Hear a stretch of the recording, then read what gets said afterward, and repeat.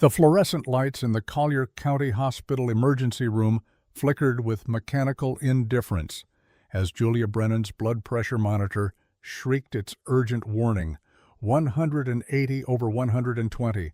The numbers glowed red on the screen like accusations. Dr. Lahiri's voice cut through the chaos, sharp and clinical. "Mrs. Brennan, if we don't intervene immediately, you're going to lose this baby." Julia lay on the gurney, her hands clutching the metal rail so tightly her knuckles had turned white. At 7 months pregnant, her body had become a battlefield, and she was losing.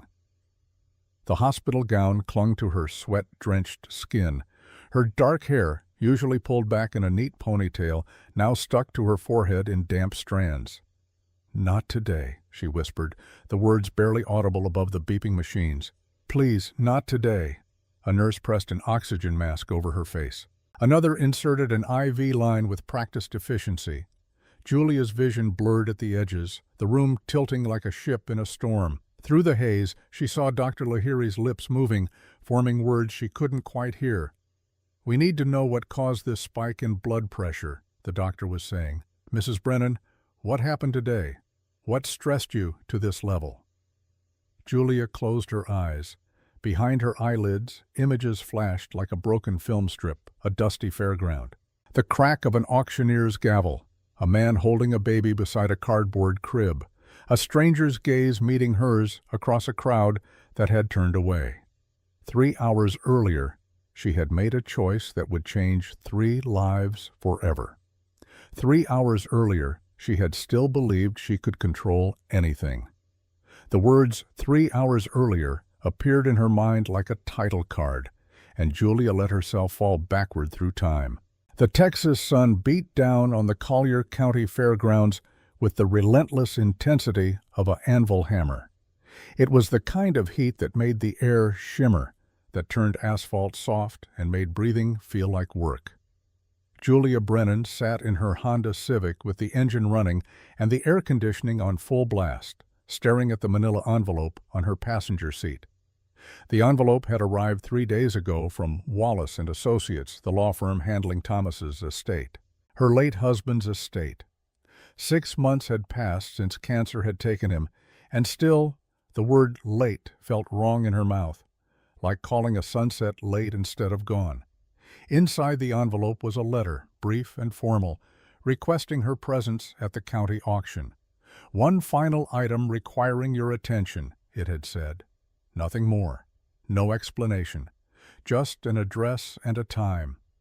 Julia hadn't planned to come. She had spent the morning at home, sitting in Thomas's reading chair, one hand on her swollen belly where their son grew, the other holding the ultrasound photo she carried everywhere now. The black and white image showed a tiny profile, a button nose, a fist near a mouth. A baby who would never know his father. "Your pregnancy is high risk," Dr. Lahiri had told her 2 weeks ago. "You need complete rest. No stress, no emotional upheaval." Julia had laughed at that, a short, bitter sound. How was a widow supposed to avoid emotional upheaval? How was a woman supposed to rest when every room in her house whispered with absence? But something had pulled her to the fairgrounds today, some invisible thread connected to Thomas, to the mystery of what he might have left unfinished. So she had driven the 12 miles from her farmhouse, parked in the dusty lot, and now sat frozen, unable to open the car door. Through the windshield, she could see the auction tent.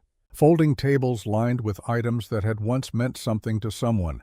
Furniture, tools, household goods, the debris of foreclosed lives. People milled about in the heat, examining merchandise with the clinical detachment of vultures. Julia reached for the ultrasound photo again, her daily talisman. On the back, in Thomas's handwriting, from before his hands had grown too weak to hold a pen, were 3 words: "Keep going, Jules." She took a breath, then another. Then she opened the car door and stepped into the furnace of a Texas summer afternoon. The auction tent provided shade, but no relief from the heat. Bodies pressed together, creating a human oven. The smell of sweat and dust and desperation hung thick in the air. Julia wove through the crowd, one hand protectively over her belly, the other clutching her bidder's paddle. Number 23. An auctioneer stood on a makeshift platform, his voice amplified by a crackling sound system. He was a man in his 60s with a weathered face and the rhythmic patter of someone who had done this job for decades. Going once, going twice, sold a bidder, 41 for $75. The gavel came down with a crack that made Julia flinch. She pushed forward, looking for whatever Thomas had wanted her to see. Furniture lots, farm equipment, boxes of kitchen supplies, nothing that seemed to require her attention specifically. Nothing that explained the cryptic letter. Then the crowd shifted and Julia saw him. A man stood at the far end of the tent, next to what could only be described as a makeshift crib constructed from cardboard boxes and blankets. He was tall, maybe 6'2", with the lean, weathered build of someone who worked outdoors. His jeans were worn, his boots scuffed, his plaid shirt faded from too many washings. A cowboy hat sat on a nearby table, sweat stained around the band. But it was his face that stopped Julia cold. Weathered skin that spoke of too much sun and not enough sleep. A jaw covered in several days' worth of stubble. And eyes the color of faded denim, holding an exhaustion so profound it seemed to radiate outward like heat waves. In his arms, he held a baby.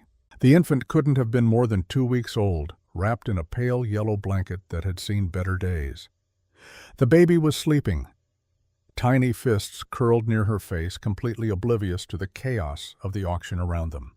The auctioneer's voice cut through Julia's shock. Lot number 47, household goods, livestock equipment, and... He paused, clearly uncomfortable. Pending legal review, custodial guardianship. The crowd went silent. It was the kind of silence that happens when everyone knows they're witnessing something wrong, but no one wants to be the first to name it. Julia's mind struggled to process what she was hearing.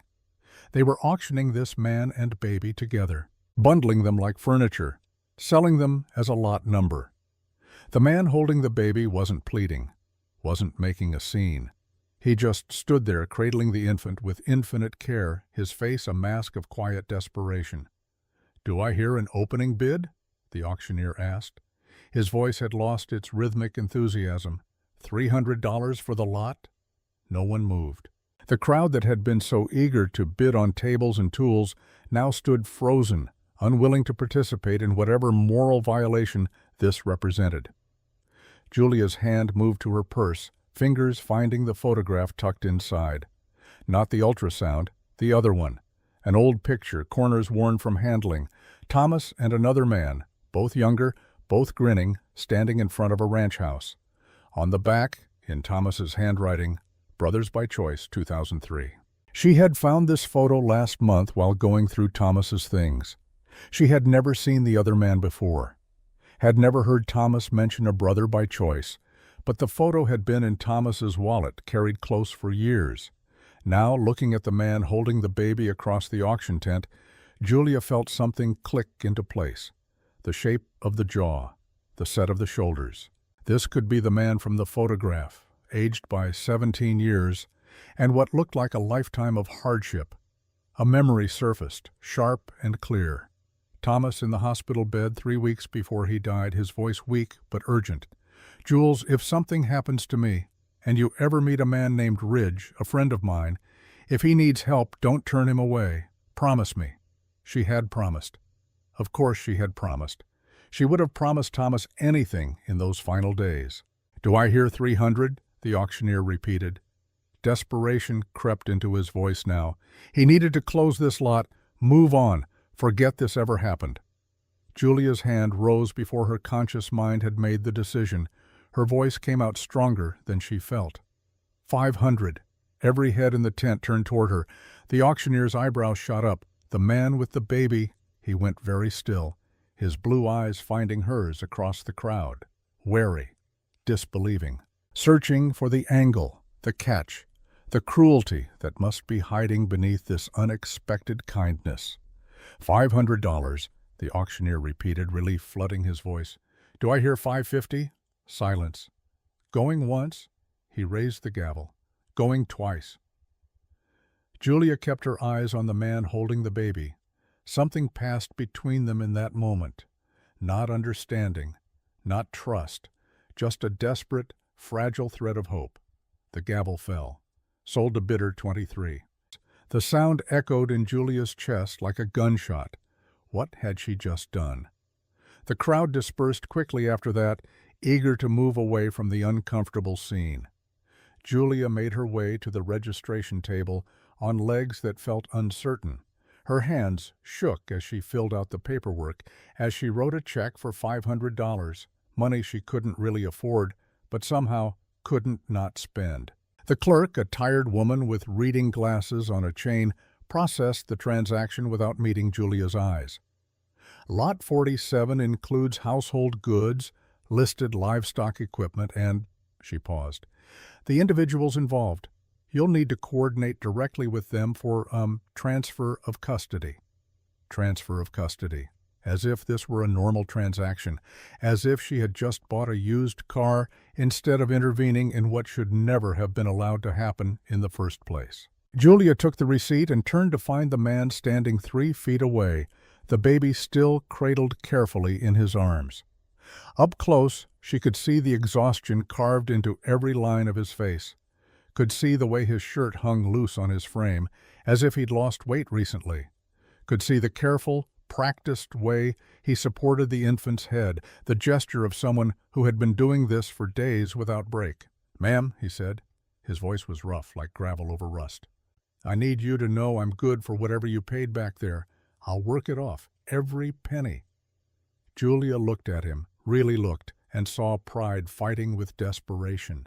Saw a man who had lost everything but was still trying to maintain some shred of dignity.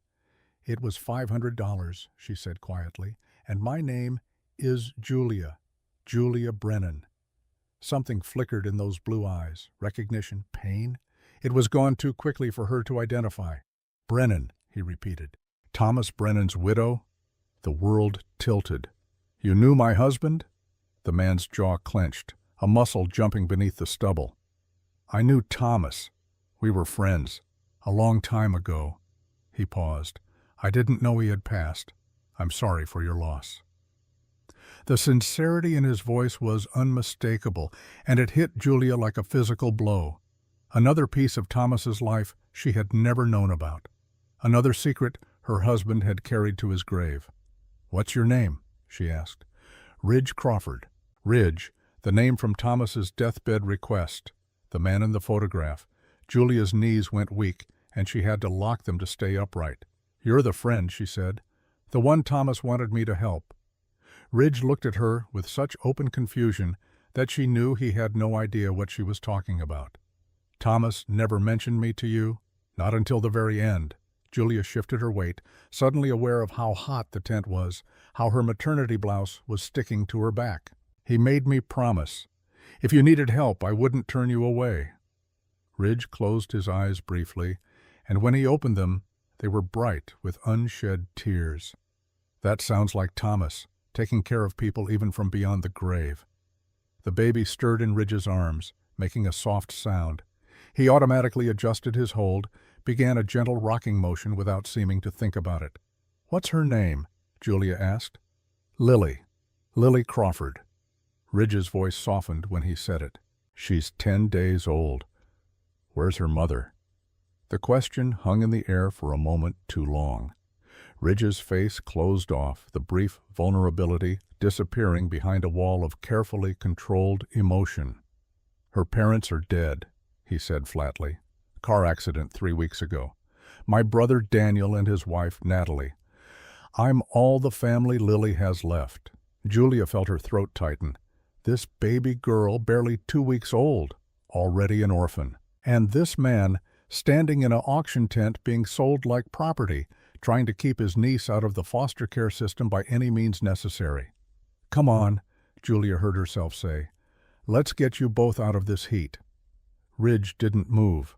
"Mrs. Brennan, I appreciate what you did back there, but I can't accept charity. I need to work for what I owe you. Then we'll figure that out. But right now, this baby needs to be somewhere cool, and you look like you haven't eaten in days." Julia gestured toward the parking lot. "My car is air-conditioned. We can talk there." For a moment, Ridge looked like he might refuse. Then Lily made another small sound, and his resolve crumbled. "All right, thank you." They walked through the fairgrounds side by side, not quite together but not separate either. Two strangers bound by a dead man's final wish and $500 at a county auction. Julia's Honda Civic was a furnace despite the shade.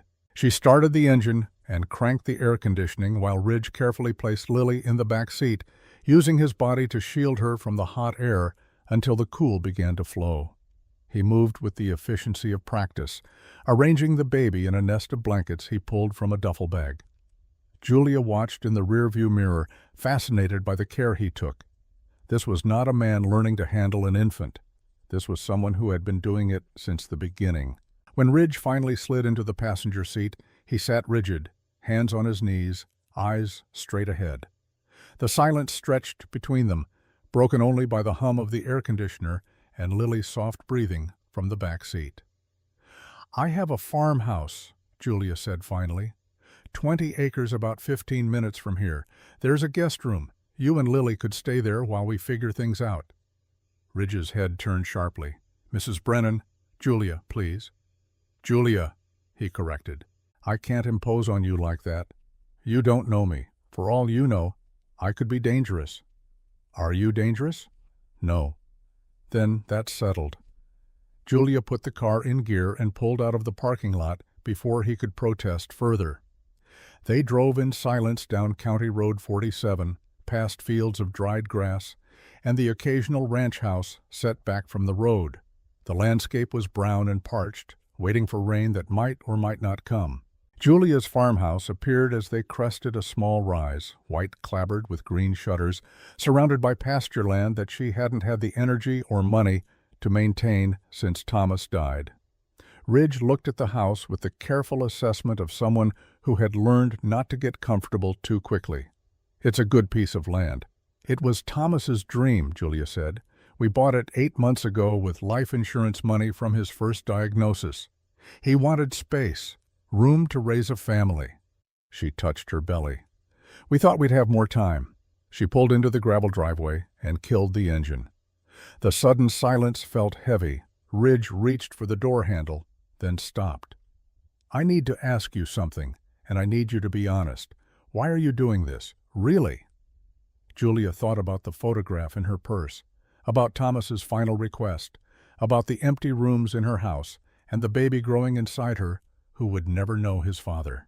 About being 34 years old and so lonely she sometimes forgot to speak out loud for entire days. "Because Thomas asked me to," she said, "and because I made him a promise I intend to keep." It wasn't the whole truth, but it was enough truth for now. Inside, the farmhouse smelled like lavender and lemon oil, the scent of a home trying desperately to feel lived in. Julia had spent the 6 months since Thomas's death cleaning and organizing, as if putting the house in order might somehow put her grief in order too. It hadn't worked. The living room held mismatched furniture collected over years of marriage.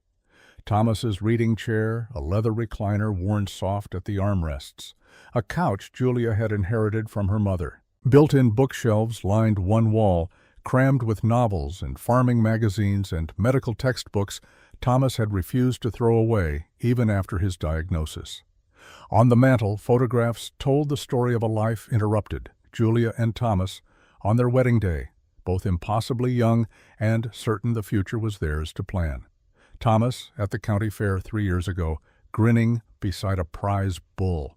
The last photo, taken in the hospital 2 weeks before he died, showed a man reduced to bones and will, his smile still somehow genuine. Ridge stood in the doorway, taking it all in with those watchful blue eyes. Lily had fallen asleep in the car and remained sleeping in his arms, her tiny chest rising and falling with the perfect rhythm of infant breath. "Living room's through there," Julia said, gesturing. "There's a couch if you want to lay her down." Ridge shook his head. "She's fine where she is. Been holding her so long it feels wrong when my arms are empty." Julia understood that. She often woke in the night reaching for Thomas's side of the bed, her arms aching with the absence. "Are you hungry?" she asked. "I have leftover chicken casserole from last night." "When did you last eat?" "Yesterday morning. maybe the day before. Ridge's voice was matter-of-fact, as if going days without food was normal, as if he didn't deserve basic care. Julia felt something harden in her chest. "Sit down, both of you." She moved to the kitchen and began heating the casserole, assembling a plate with more food than one person should eat, but exactly as much as Ridge needed. Through the doorway, she watched him settle carefully on the couch, arranging Lily on his chest. The baby's tiny hand curled against his collarbone. His free hand came up automatically to support her head. This was not the first time he had held her this way. Julia brought the plate and a glass of sweet tea. Ridge accepted them with a nod of thanks, but didn't immediately start eating. Instead, he just stared at the food like he wasn't sure it was real. "It's not poisoned," Julia said, settling into Thomas's chair. The leather still smelled faintly of his aftershave, a scent she couldn't bear to wash away. Ridge's lips twitched in what might have been the ghost of a smile. Then he began to eat, slowly at first, then with the desperate efficiency of someone who had forgotten what a full stomach felt like. Julia watched him and felt her heart break a little more. How had Thomas known this man? What history connected them? And why had her husband never mentioned Ridge in all their years together? "You want to tell me what happened?" she asked quietly. "How you ended up at that auction?" Ridge finished chewing, swallowed, set down his fork with deliberate care. When he spoke, his voice was measured, controlled, like a man reading from a script he had rehearsed. "Daniel was my younger brother. Him and Natalie. They tried for years to have a baby. When she finally got pregnant, Daniel was over the moon, started building a nursery before she was even showing." He paused to shift Lily slightly, adjusting her position with practiced ease. "I was helping Daniel run cattle on the family place. Nothing fancy, small operation. But it had been in our family for 3 generations. Our grandfather built the original house with his own hands." Julia could hear the grief beneath the words. Not fresh grief, but the old kind, the kind that had settled into his bones and become part of his structure. "Car accident happened 3 weeks ago," Ridge continued. "Drunk driver ran a red light in town. Daniel died instantly. Natalie, she held on long enough to deliver Lily by emergency C-section. Then she was gone too." "I'm so sorry." The words felt inadequate, but Julia meant them with every fiber of her being. She knew the specific weight of loss, how it changed the very air you breathed. Ridge nodded acknowledgement. "Hospital bills wiped out what little savings we had. Insurance covered some, but not enough. Daniel had taken out loans to upgrade equipment last year. When I couldn't make the mortgage payments after he died, the bank started foreclosure proceedings. Said I was a poor risk without Daniel's income to back it up. They took everything? House, land, equipment, livestock, even Daniel's truck." Ridge's jaw tightened.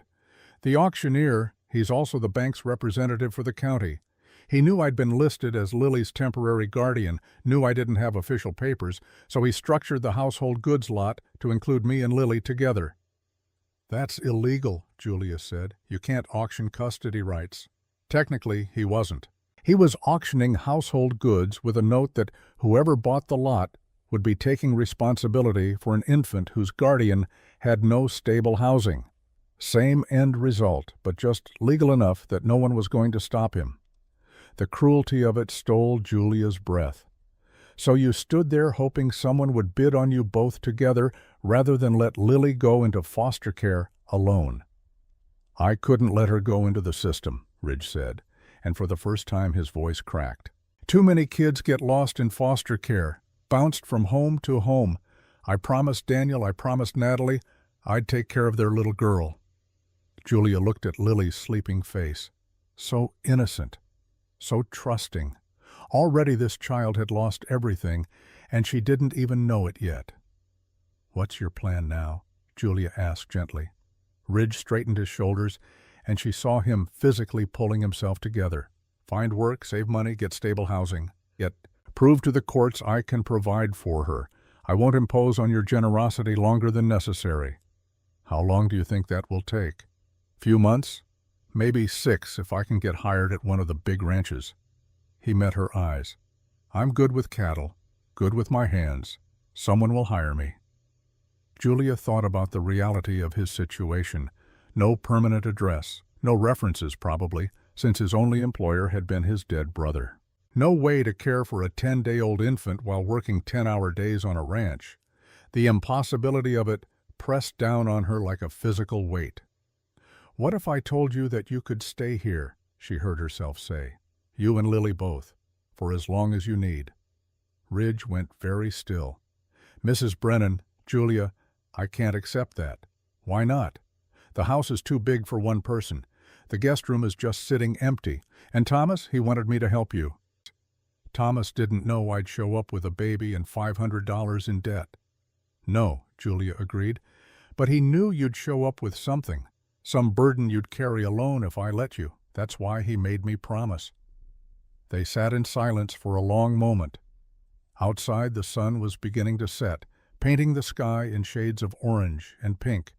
The kind of Texas sunset Thomas had loved, had photographed obsessively in the months before he got too sick to hold a camera. "I don't understand," Ridge said finally. "You're pregnant, widowed. You've got your own grief to deal with. Why would you take in strangers?" Julia touched her belly where her son moved, a tiny flutter against her palm. "Because I know what it's like to be alone, to feel like the world has taken everything and left you with nothing but the will to keep breathing. And I know that sometimes the only thing that saves you is someone else choosing to care when they don't have to." Ridge looked at her, really looked, and she saw him see her, not as a savior or a charitable stranger, but as another human being fighting the same exhausting battle against loss and loneliness. "1 month," he said. "Let me stay 1 month. I'll find work, start saving. I'll watch Lily while you're at work if you need. I'll fix things around the house, earn my keep. But 1 month is all I'll accept." Julia wanted to argue, wanted to tell him to stay as long as he needed, but she recognized the pride in his voice.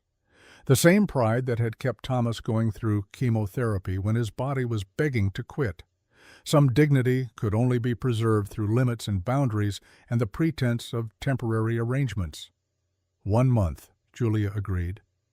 They shook hands on it, and Julia felt the calluses on Ridge's palm, the rough texture of a man who had worked hard his entire life, felt the way his hand trembled slightly before he steadied it. Ridge stood cradling Lily. "I should get our things from the truck. You've had a long day." Julia had nearly forgotten. Her day had started 12 hours ago with her usual routine. Now it was ending with 2 strangers in her home and a promise made to a dead man finally beginning to be kept. She watched Ridge walk to his truck, an ancient Ford that had seen better decades.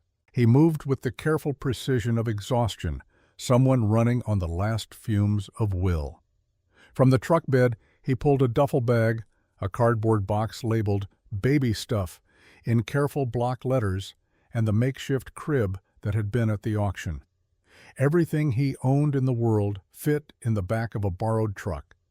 Julia helped him carry things inside, her pregnant belly making her movements awkward. Ridge tried to carry everything himself, but she insisted on taking the lighter boxes. They worked in silence, creating a temporary nursery in the guest room upstairs. The room had been Thomas's office before he got too sick to climb stairs. Now it held a bed, a dresser, and empty walls where his diplomas used to hang. Ridge set up the cardboard crib near the window where morning light would come in soft and warm. He arranged Lily's few clothes in the dresser with the same careful precision he brought to everything. Julia watched from the doorway, something shifting in her chest. For the first time in 6 months, the house didn't feel quite so empty. The silence had weight to it now, the kind of silence that comes from people being careful not to disturb each other rather than the silence of complete aloneness. "Thank you," Ridge said, not turning from his task. "For everything today? For seeing us when everyone else looked away." "Thomas would have done the same," Julia said. "Thomas was a better man than most." "You knew him well?" Ridge's hand stilled on a tiny onesie. "We met years ago, worked together for a while. Lost touch, the way people do." He turned to face her. "I didn't know he'd gotten married, didn't know he was sick. If I had, I would have been there." The regret in his voice was genuine, and Julia felt tears prick her eyes. He had a way of keeping people at a distance when things got bad. Didn't want to be a burden. Sounds like Thomas. Ridge smiled, a small, sad expression. He was always taking care of everyone else. Never let anyone take care of him. That's what killed him, Julia said quietly. The not asking for help. By the time he admitted he was sick, the cancer was already stage 4. They stood in the comfortable silence of shared grief, two people who had loved the same man in different ways and different times. Downstairs, Julia heard her phone ring. The sound was jarring, pulling her back to the present. She excused herself and hurried down, her hand automatically going to her belly as she took the stairs carefully. The caller ID showed her doctor's office. Her heart rate spiked. "Hello? Mrs. Brennan, this is Nancy from Dr. Lahiri's office. I'm calling about your blood pressure readings from yesterday's appointment." Julia had nearly forgotten the routine checkup that had shown her blood pressure creeping upward. 140/90, not dangerously high, but trending in the wrong direction. "The doctor wants to see you again in 1 week instead of 2, Nancy continued, "and she wants you to monitor your pressure at home daily. Can you come in tomorrow to pick up a home monitor?" "Yes," Julia said, though her mind was already racing ahead to all the things she needed to do. The library where she worked part-time would need coverage. The groceries she hadn't bought. The preparations for a baby she was trying desperately not to lose. She hung up and stood in the kitchen, one hand on the counter to steady herself. Through the window, she could see the sun had fully set now. The farmland stretched out in darkness, and somewhere in that darkness was the future, uncertain and frightening. Upstairs, she heard Ridge's voice, soft and melodic, singing something without words to Lily. A lullaby that needed no language, just the rise and fall of a voice offering comfort and safety. Julia closed her eyes and let the sound wash over her. For the first time since Thomas died, she wasn't the only adult in this house, wasn't the only person keeping vigil against the dark. It should have felt like relief. Instead, it felt dangerous, like she was letting herself hope again, and hope was the most fragile thing she owned. The next morning came too early, announced by Lily's cries at 5 a.m. Julia woke in her own bed, disoriented for a moment by the sound. Then she remembered. Ridge and Lily. The auction. The promise. She lay still, listening. Ridge's footsteps crossed the floor above her. The crying stopped almost immediately, replaced by his low voice, soothing and certain. The sounds of a bottle being prepared. The creak of the rocking chair Julia had moved into the guest room last night. Julia should go back to sleep. Should take advantage of Ridge handling the early morning feeding. But she found herself getting up instead, pulling on a robe, padding quietly up the stairs. The guest room door was open. Inside, Ridge sat in the rocking chair with Lily cradled in his arms, a bottle held at the perfect angle. He hadn't noticed Julia yet. His attention was completely on the baby, his face soft, with an expression that transformed his harsh features into something almost tender. He was shirtless, wearing only a pair of worn jeans, his feet bare against the hardwood floor. In the early morning light coming through the window, Julia could see his body told a story. Scars crisscrossed his torso, old injuries that had healed poorly. His ribs were too prominent, evidence of too many missed meals. But his arms, cradling Lily, were gentle as prayer. Julia must have made a sound because Ridge's head snapped up, his body going tense. "I'm sorry," Julia said quickly. "I heard her crying. I thought maybe you needed help." Ridge's shoulders relaxed marginally. "We're fine. Didn't mean to wake you." "You didn't. I was already awake." Julia stepped into the room, settling on the edge of the bed. "How long have you been up?" "Since about 3. She likes to eat every 2 hours." Ridge said it without complaint, just stating fact. Goes with the territory. Julia watched him feed Lily, watched the practiced competence of his movements. "You're good at this." "Had to learn fast. Hospital only kept her 3 days after birth. Sent her home with me and a pamphlet on infant care." A ghost of a smile. "Figured it out as I went." "That must have been terrifying." "Still is. Every day I wake up afraid I'm going to do something wrong, Drop her. Feed her too much or not enough. Not know when to take her to a doctor." Ridge's voice dropped lower. "I keep thinking about how Daniel and Natalie should be the ones doing this, how they wanted it so badly. And here I am, stumbling through it alone." The raw honesty of it struck Julia square in the chest. This was what grief looked like in the daily hours. Not dramatic crying or scenes of anguish, but the quiet terror of doing ordinary things without the people who should be there to help. "You're not alone anymore," Julia said. "I don't know much about babies either, but we can figure it out together." Ridge looked at her, and something passed between them, an understanding, an alliance forged not from love or even friendship, but from the simple shared fact of survival. Lily finished her bottle, and Ridge lifted her to his shoulder for burping with the same practiced ease. His hand, broad and calloused, looked impossibly large against her tiny back. "I need to tell you something," Ridge said, not meeting Julia's eyes. "About what happened yesterday at the auction." Julia went still. "Okay." "The man running the auction, the auctioneer. His name is William Stokes. He used to be the county sheriff." Ridge paused. "I don't know if that name means anything to you." It did. It meant everything. William Stokes was Julia's father, the father she hadn't spoken to in 16 years, not since the night he had arrested Thomas for drunk driving and told Julia she had to choose between her family and the man she loved.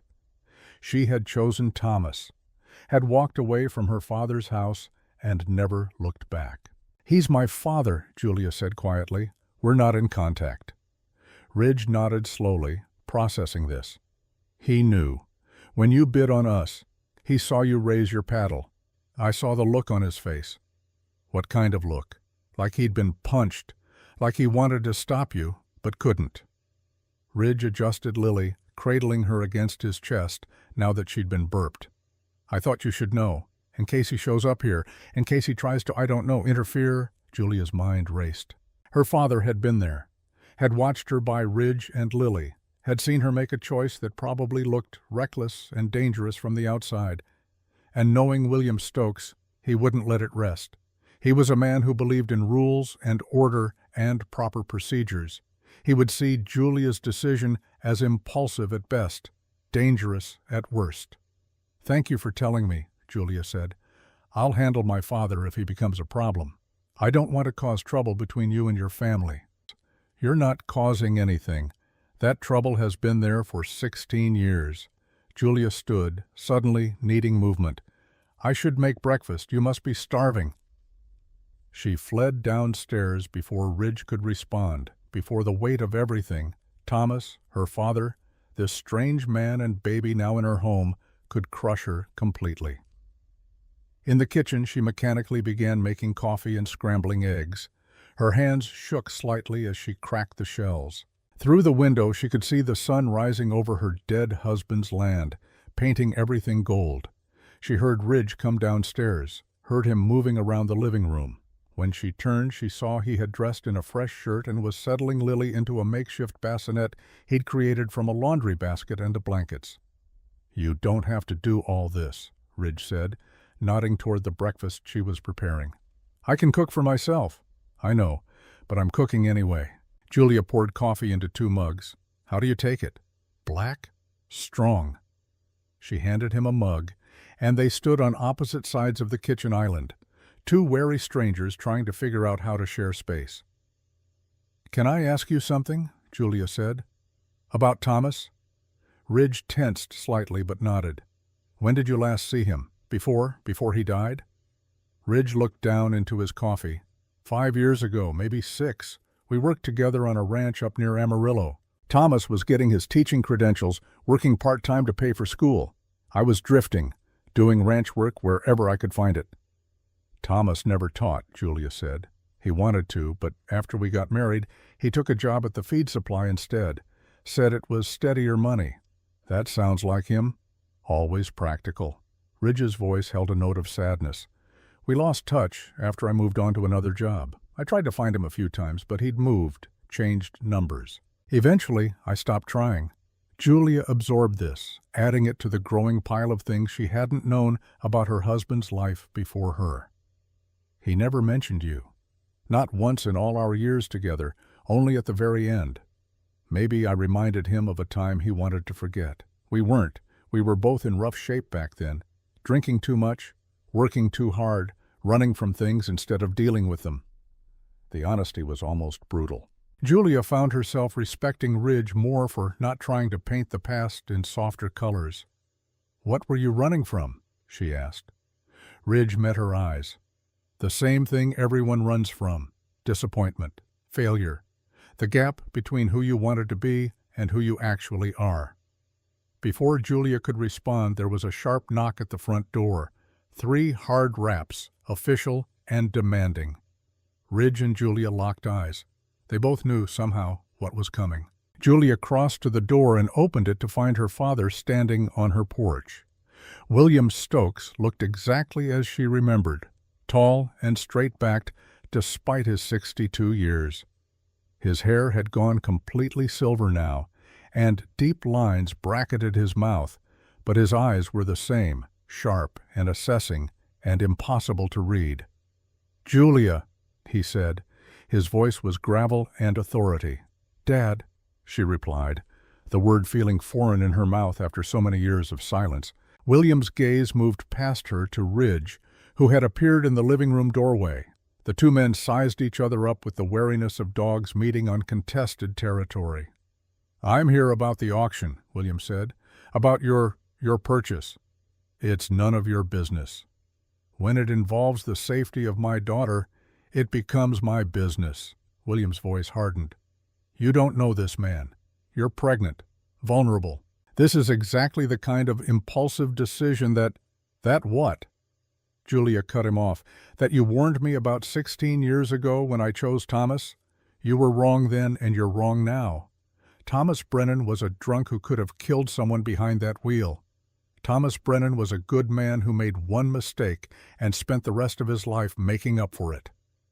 Julia's voice shook with anger. "He was my husband. He was going to be a father. And you weren't there when he died because you couldn't let go of being right long enough to forgive." The words hung in the air between them, sharp as broken glass. William's face went tight, but Julia saw something flicker in his eyes. Pain, maybe, or regret that came too late to matter. "I made inquiries about Ridge Crawford," William said, changing tactics. "No steady employment in the past 2 years, no permanent address, no criminal record, but also no references." "I don't need references," Ridge spoke up from behind Julia. "I need a chance. Mrs. Brennan is giving me that chance." "And what happens when you decide you've had enough?" William directed his words at Ridge now. "When caring for an infant gets too hard and you need to move on, what happens to that baby then?" "That won't happen." "How can you be sure?" "Because Lily is my responsibility, my family, the only family I have left." Ridge's voice was hard as iron. "I don't run from family." William studied Ridge for a long moment. Then he turned back to Julia. "I can't stop you. You're an adult. But I'm asking you to be careful, for your sake and for the sake of your unborn child." "I am being careful," Julia said quietly. "I'm choosing to help someone Thomas cared about. I'm choosing to trust instead of assume the worst." The barb hit its mark. William flinched. "If you need anything," he said, already turning away. "If there's any trouble, you call me. I'm still your father whether you want me to be or not." He walked to his truck and drove away, gravel crunching under his tires. Julia stood on the porch until the dust settled, her heart hammering. Ridge appeared beside her, Lily in his arms. "I'm sorry. I shouldn't have been the reason you fought with your father. You weren't the reason. That fight has been waiting for 16 years. Julia took a shaky breath. "He'll probably have someone watch the house. Make sure you're not dangerous." "Will that be a problem?" "Only if you actually are dangerous." Julia tried for a smile. "I'm not, but I understand if you want me to leave anyway." Julia looked at Lily, sleeping peacefully despite the drama swirling around her. Looked at Ridge, who held her with such careful devotion. Thought about Thomas and his final request and the empty house that didn't feel quite so empty anymore. "You're not leaving," she said firmly. "We made a deal. 1 month." Relief flooded Ridge's face, so profound it was almost painful to witness. They went back inside together, and Julia finished making breakfast while Ridge gave Lily another bottle. They ate in companionable silence, the kind of quiet that comes when words have been said and don't need repeating. After breakfast, Julia drove to Dr. Lahiri's office to pick up the blood pressure monitor. Ridge stayed home with Lily, promising to call if he needed anything. As Julia drove, she caught herself checking her rearview mirror, looking for her father's truck or an unmarked police car. Old habits, old fears. At the doctor's office, Nancy walked her through how to use the monitor. Twice a day, morning and night. Keep a log. If you see anything above 140/90, call us immediately. Julia nodded, adding this to the growing list of things she needed to worry about. As if the list wasn't already long enough. She drove home through town, past the high school where she and Thomas had met, past the hospital where he had died, past all the landmarks of a life that felt like it belonged to someone else now. When she pulled into her driveway, she saw Ridge on the porch, working on the front door that had stuck in its frame since last winter. He had Lily in a sling against his chest, the baby sleeping soundly while he worked. His movements were efficient, competent, the work of someone who knew his way around tools and repairs. Julia sat in her car for a moment, just watching. This man she didn't know, fixing her house, caring for an orphaned baby, fitting into her life with an ease that should have felt wrong but somehow didn't. She thought about Thomas's final words. "Don't turn him away." As if Thomas had known. As if he had seen something Julia was only beginning to understand. That sometimes salvation comes not from grand gestures, but from small acts of mutual dependence. From strangers learning to trust each other, one breakfast, one bottle feeding, one repaired door at a time. Julia got out of the car and walked up the porch steps. Ridge looked up, wiping sweat from his forehead. "Door should work better now," he said. "The frame was swollen from humidity. I shaved it down. Thank you. It's the least I can do." They stood there for a moment, the afternoon sun warm on their shoulders, Lily breathing softly between them. "Ridge?" Julia said. "Yeah? I'm glad you're here." It was a simple truth, but it felt revolutionary. Ridge's expression softened into something that might have been the beginning of a smile. "Me too," he said quietly. And for the first time in 6 months, Julia felt something other than grief. It wasn't happiness, not yet, but it was possibility. It was hope in its most fragile, tentative form. It was enough to keep breathing for one more day. 3 days passed in a rhythm that felt almost normal. Ridge woke with Lily's first cry, usually around 5 a.m. Julia would wake to the sounds of him moving around upstairs, the soft creak of the rocking chair, his voice singing wordless lullabies. By the time she came downstairs, coffee would already be brewing. Ridge had insisted on taking over morning coffee duty, saying it was the least he could do. They would eat breakfast together in companionable silence. Then Ridge would head out to work on repairs around the property, while Julia handled her library shifts or doctor's appointments. Lily divided her time between them, learning to settle in either set of arms, her trust as universal as any infant's. On the surface, it looked like a functional arrangement. 2 adults cooperating to meet each other's needs. But underneath, something else was building. Something neither of them was quite ready to name. On the 4th morning, everything changed. Julia was washing dishes from breakfast when she heard a car pull into the driveway. Through the window, she saw a white sedan with county plates. Her stomach dropped. A woman in her late 30s stepped out, carrying a clipboard and wearing the kind of efficient expression that Julia had learned to recognize. Social worker, Child Protective Services. "Ridge," Julia called up the stairs, trying to keep the panic out of her voice. "We have company." Ridge appeared at the top of the stairs, Lily in his arms. He saw the car through the window and went very still. "CPS." The knock came firm and professional. Julia wiped her hands on a dish towel and opened the door to find a woman with shoulder-length black hair and sharp, intelligent eyes. "Mrs. Brennan, I'm Vanessa Ruiz from Child Protective Services. May I come in?" Julia stepped aside, her heart hammering. Vanessa entered and immediately catalogued everything: the cleanliness of the house, Ridge standing at the top of the stairs, the baby in his arms. "Mr. Crawford," Vanessa said, "I need to speak with you about Lily." Ridge came down the stairs slowly, his expression guarded. "What about her?" "We received a report that a 10-day-old infant is being cared for by someone who has no legal guardianship and no stable housing situation." Vanessa pulled out papers from her clipboard. "I'm here to assess the situation and ensure the child's welfare." "Who reported it?" Julia asked, though she already knew. "Her father." Of course it was her father. "I can't disclose that information." Vanessa's tone was professional, but not unkind. "But I need to verify some facts. Mr. Crawford, you're claiming to be Lily's uncle?" "I am her uncle," Ridge said carefully. "Do you have documentation proving your relationship?" "Lily's birth certificate lists Daniel Crawford as father and Natalie Crawford as mother. They were my brother and sister-in-law." "And do you have legal guardianship papers?"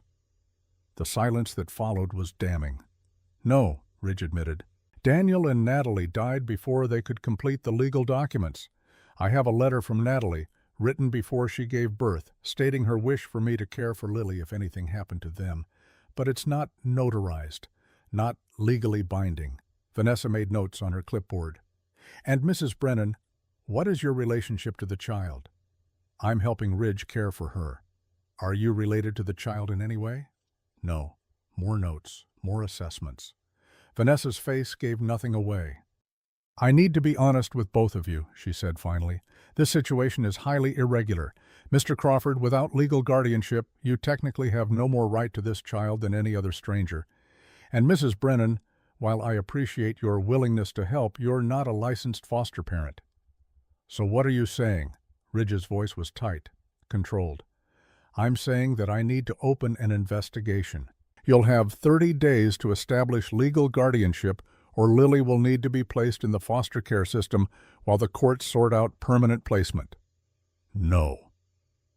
The word came out of Ridge like a growl. "You're not taking her."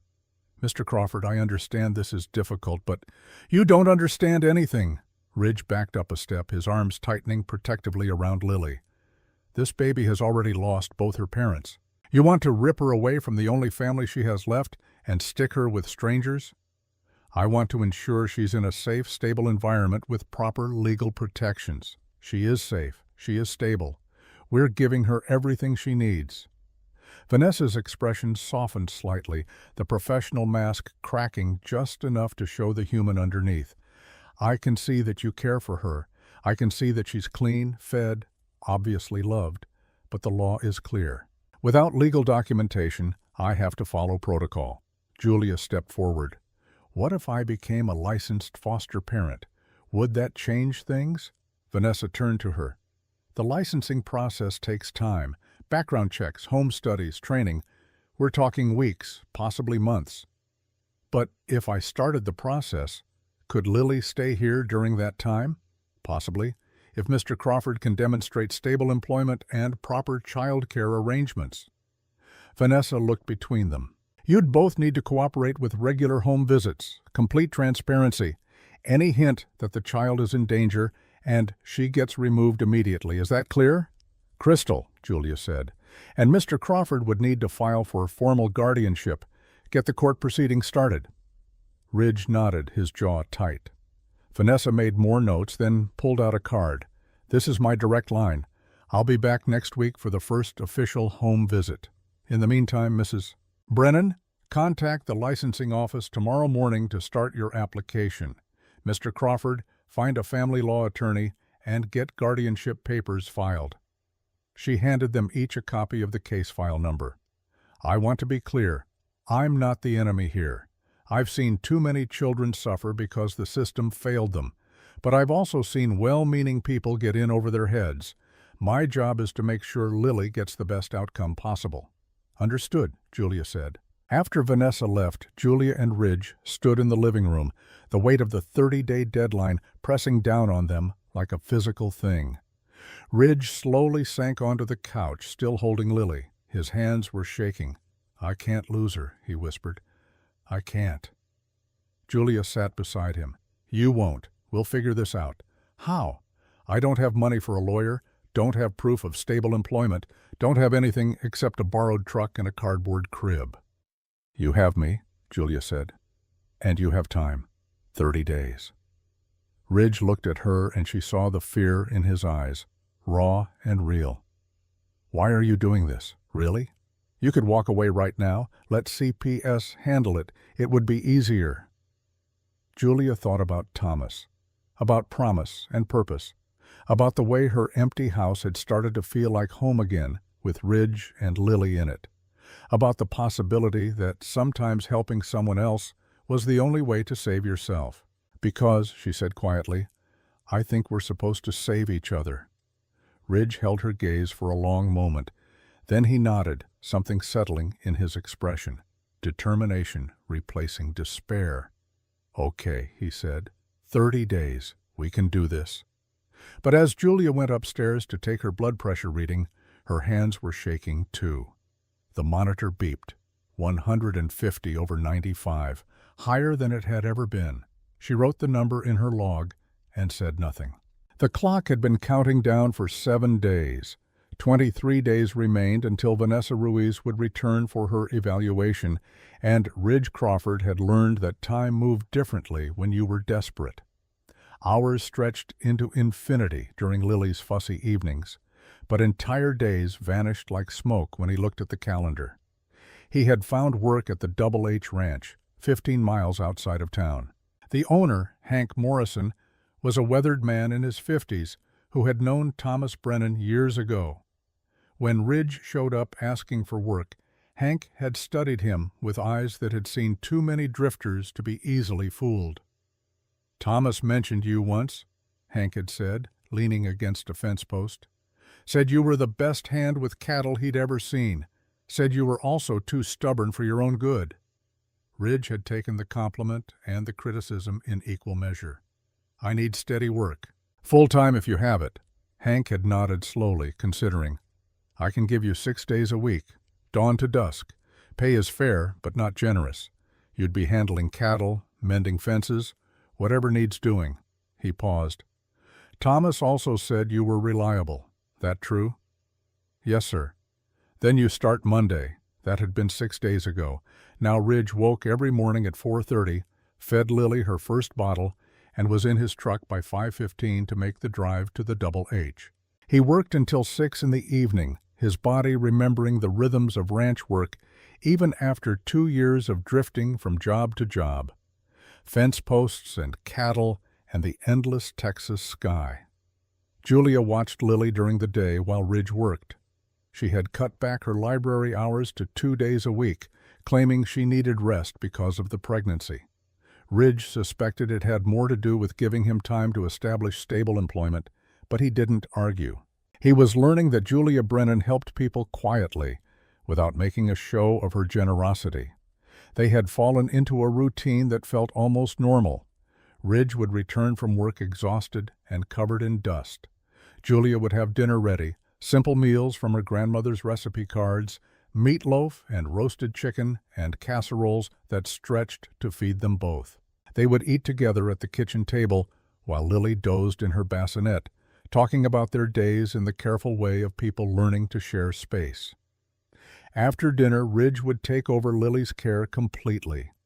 Baths in the kitchen sink, bottles warmed to exactly the right temperature, the endless cycle of feeding and changing and soothing. Julia would sit in Thomas's chair with her laptop, working on the foster care licensing application that seemed to require documenting her entire existence. Sometimes they would sit in the same room without speaking, the silence comfortable rather than awkward. Ridge would hold Lily and hum wordless tunes while Julia filled out forms. The house would settle around them, creaking in the evening heat, and for brief moments Ridge could almost forget the countdown, the threat, the fragility of everything they were building. But the reminder always came. Tonight, it came in the form of Julia's sharp intake of breath. Ridge looked up from Lily to find Julia staring at her laptop screen, her face drained of color. "What's wrong?" he asked. Julia turned the laptop toward him. On the screen was a section of the foster care application titled Household Members and Background Checks. The instructions were clear. All adults living in the home must submit to criminal background checks, provide employment history, and list all previous addresses for the past 10 years. "I can do all of that," Ridge said, not understanding the problem. "Look at the next section." He read further. All household members must disclose any biological relationships to children in the home or seeking placement. Ridge's blood went cold. "They're going to ask if you're related to Lily," Julia said quietly. "And if you say you're her uncle, they're going to verify it. Birth certificates, family trees, documentation." Ridge set Lily carefully in her bassinet and stood, needing movement. He walked to the window and stared out at the dark farmland. Behind him, he could feel Julia waiting. "Ridge?" Her voice was gentle. "Is there something you need to tell me?" He could lie. He had been lying for 10 days now, and it had become almost natural. Uncle, brother's child, the story he had told at the auction, told Vanessa Ruiz, told Julia herself. But standing in this house that smelled like lavender and lemon oil, in this home that Julia had opened to him without question, the lie suddenly felt unbearable. "Lily isn't my niece," Ridge said without turning around. The silence behind him was absolute. "Then who is she?" Julia's voice had changed, gone careful and controlled. Ridge turned to face her. Julia sat very still in Thomas's chair, her hands folded over her pregnant belly, her eyes wide with something between confusion and fear. "She's my daughter," Ridge said. "Biologically. Lily is my biological daughter." Julia stood up slowly, like someone who had just been told the ground beneath their feet might not be solid. "Your daughter. Daniel's wife, Natalie, she was pregnant with your child?" "It's not like that." Ridge ran a hand through his hair, trying to find words for a truth he had never wanted to speak out loud. "Daniel and Natalie, they tried for years to have a baby, went through testing, found out Daniel was infertile. They couldn't afford IVF, couldn't afford adoption." He paused, the memory of that conversation still sharp after 2 years. Daniel in the barn, broken and desperate, asking the impossible.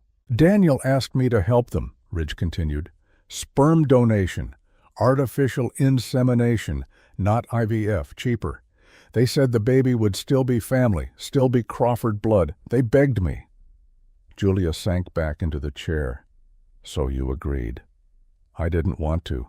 I knew it was complicated, knew it could cause problems. But Daniel was my brother, my only family, and Natalie, she wanted a child so badly." Ridge's voice cracked. "I thought I was helping them, thought I was doing something good." "But the baby, Lily, she's legally yours." "No, legally she's Daniel's. They did the procedure through a clinic, signed papers saying Daniel would be the legal father. I signed away all parental rights. It was supposed to be clean, simple, anonymous." Julia's eyes narrowed. But the birth certificate Vanessa saw, it listed Daniel as the father. Because that's who the father was, in every way that mattered. Daniel was Lily's father. He and Natalie raised her from the moment she was born. I was just the biology. Until they died." Ridge nodded. "Until they died. And then suddenly I was the only one left. And I couldn't let her go into the system, couldn't let strangers raise my brother's daughter." "Your daughter," Julia corrected, and there was something sharp in her voice now. "No, Daniel's daughter. I promised them, Julia. I promised I would never tell Lily, never claim her. She was supposed to grow up thinking Daniel was her biological father. But Daniel is dead." Julia stood again, pacing now. "And you've been lying to me, to CPS, to everyone, to protect Lily. Or to protect yourself." Julia whirled to face him. "You knew that if you told the truth, if you admitted you were her biological father, it would change everything. The guardianship case, the custody proceedings, all of it." Ridge felt anger flare in his chest, hot and defensive. "You think I kept this secret for myself? I kept it because telling the truth would destroy everything Daniel and Natalie wanted, would make their daughter question her entire existence. Lily is 10 days old. She doesn't have an existence to question yet. But she will. And when she's old enough to understand, I don't want her to think her parents weren't really her parents, that she was some kind of transaction." "She's not a transaction." Julia's voice rose. "She's a child who deserves to know the truth about where she came from. She deserves to know that her parents loved her, that they wanted her. That's the only truth that matters." They stared at each other across the living room, Lily sleeping peacefully between them, unaware that the adults in her life were fracturing. Julia spoke first, her voice deadly quiet. "How long were you going to keep lying to me?" "I don't know. Forever, maybe." "Forever." Julia laughed, but there was no humor in it. "We're going before CPS in 3 weeks. They're going to dig into every detail of your life, of Lily's parentage, of everything. Did you really think you could hide this?" I hoped, we could get through the evaluation without it coming up." "That's not hoping, Ridge, that's delusion." Julia pressed her hands to her temples. "Do you understand what you've done? You've made me complicit in your lie. I've been telling CPS that you're Lily's uncle. I've been vouching for you based on information that's false." "The information isn't false. I am her uncle. I raised her with Daniel and Natalie for the first days of her life." "But you're also her father, and that's the part that matters legally."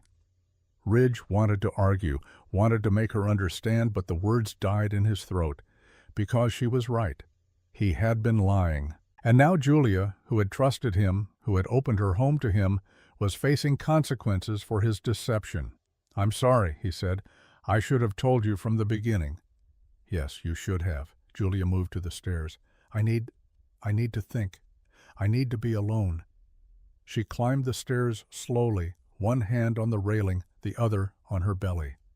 Ridge watched her go and felt something collapse inside his chest.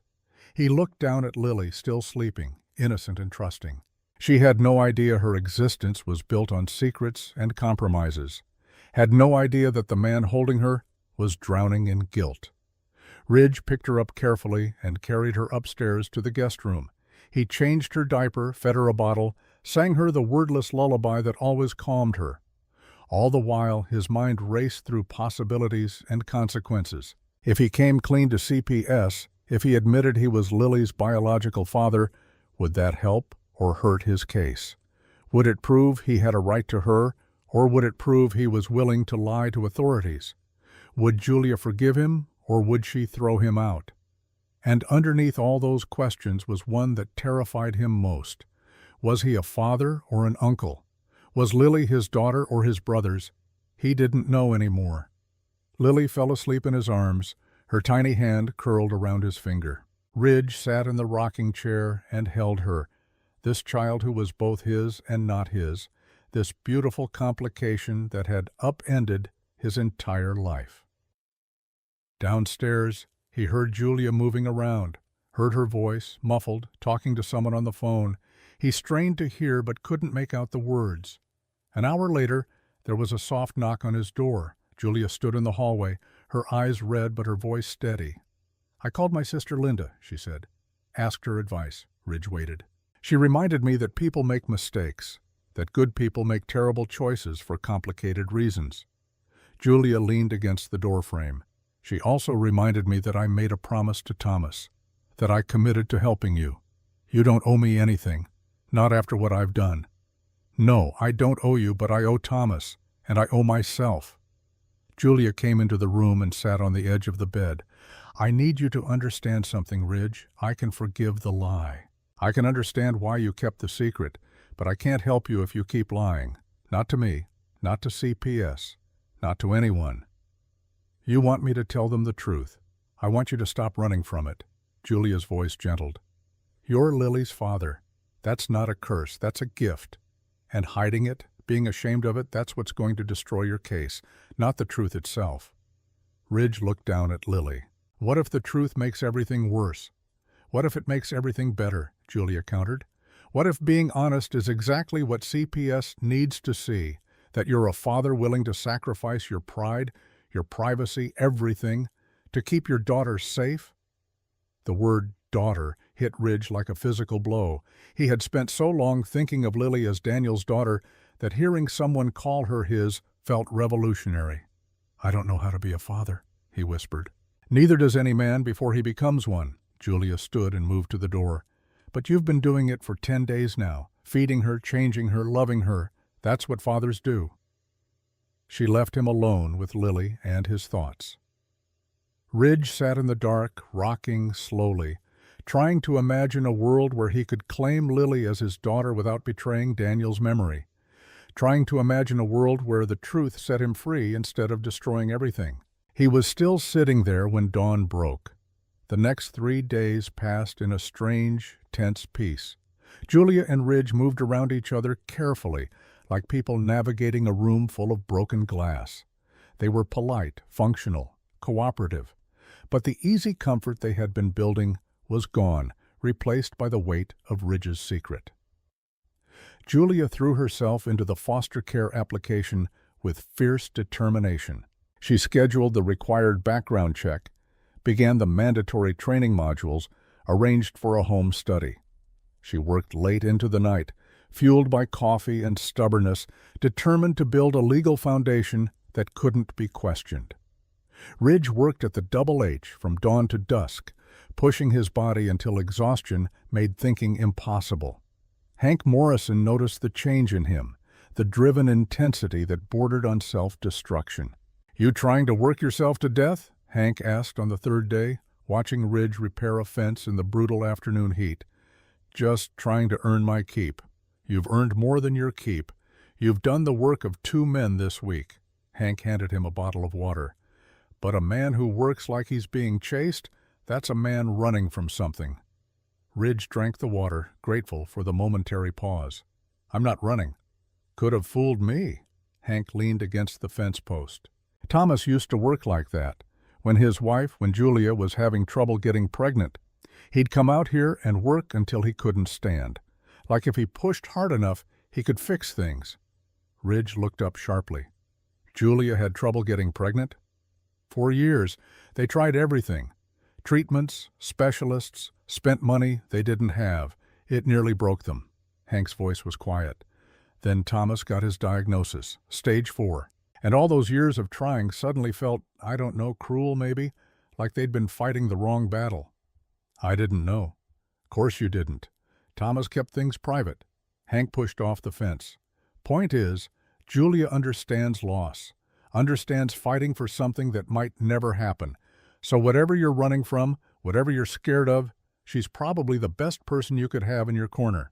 Ridge absorbed this, adding it to the growing pile of things he didn't know about Julia Brennan. Her marriage, her struggles, the depth of grief she carried with such quiet grace. That evening, when he returned to the farmhouse, he found Julia on the porch swing, her laptop balanced on her knees. She looked up when his truck pulled in, and for the first time in 3 days, she smiled. "How was work?" she asked. "Long. Hot. Good." Ridge climbed the porch steps, suddenly aware of how dusty and sweat-stained he was. "How was your day?" "Productive. I finished the initial training modules for foster care licensing, and I scheduled the home study for next week." Ridge nodded, processing this. "That's good. That's really good." They sat in awkward silence for a moment. Then Julia set aside her laptop and patted the space beside her on the swing. "Sit with me for a minute." Ridge hesitated, then sat, careful to leave space between them.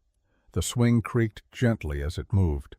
"I've been thinking about what you told me," Julia said. "About Lily. About Daniel and Natalie." Ridge tensed, bracing for judgment or anger. "And I think I understand now why you made the choice you did. To help them. To give them what they wanted most." Julia looked out at the darkening fields. "I know what it's like to want a child so badly it hurts. To feel like your body is betraying you. To watch everyone around you have what comes so easily and wonder why you can't." "Hank told me," Ridge said quietly. About you and Thomas, the fertility treatments. Then you know what it does to a person, the hope and the disappointment and the desperate measures. Julia's hand moved to her belly. When I finally got pregnant, 6 months after Thomas died, it felt like a miracle, like he'd left me this one perfect gift. That's what Daniel said when Natalie got pregnant with Lily. He said it was a miracle. Ridge's voice was rough with memory. He cried when I told him I'd help, actually cried, said I was giving him everything he'd ever wanted. So you did it for him. I did it for both of them, for the family they were trying to build. Ridge paused. I didn't think about what would happen if they weren't there to raise her. Didn't think I'd end up being the one, being her father, Julia finished gently. Ridge nodded, the acknowledgement still difficult.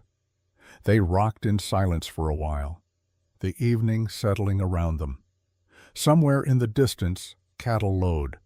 Closer, crickets began their nightly chorus. I need to tell you something, Julia said, about my pregnancy.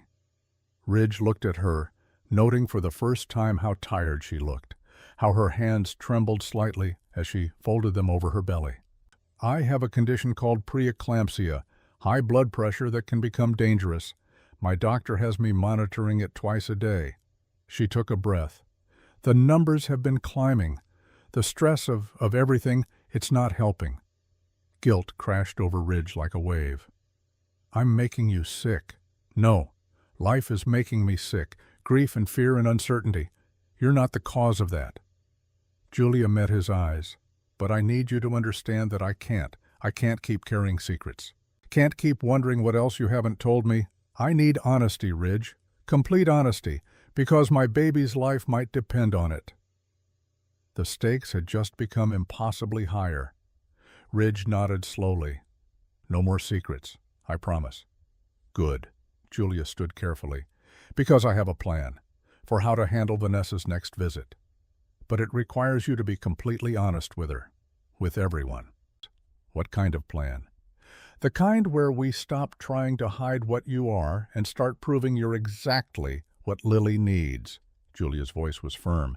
You're her father, so let's make the case that you're a damn good one. Ridge felt something shift in his chest. Permission, maybe, or absolution. The weight of pretending to be less than he was, less connected to Lily than he felt, had been crushing him. Okay, he said, let's do it. They went inside together, and for the first time since his confession, the air between them felt clear. But that clarity wouldn't last. At 11 that night, Julia's phone rang.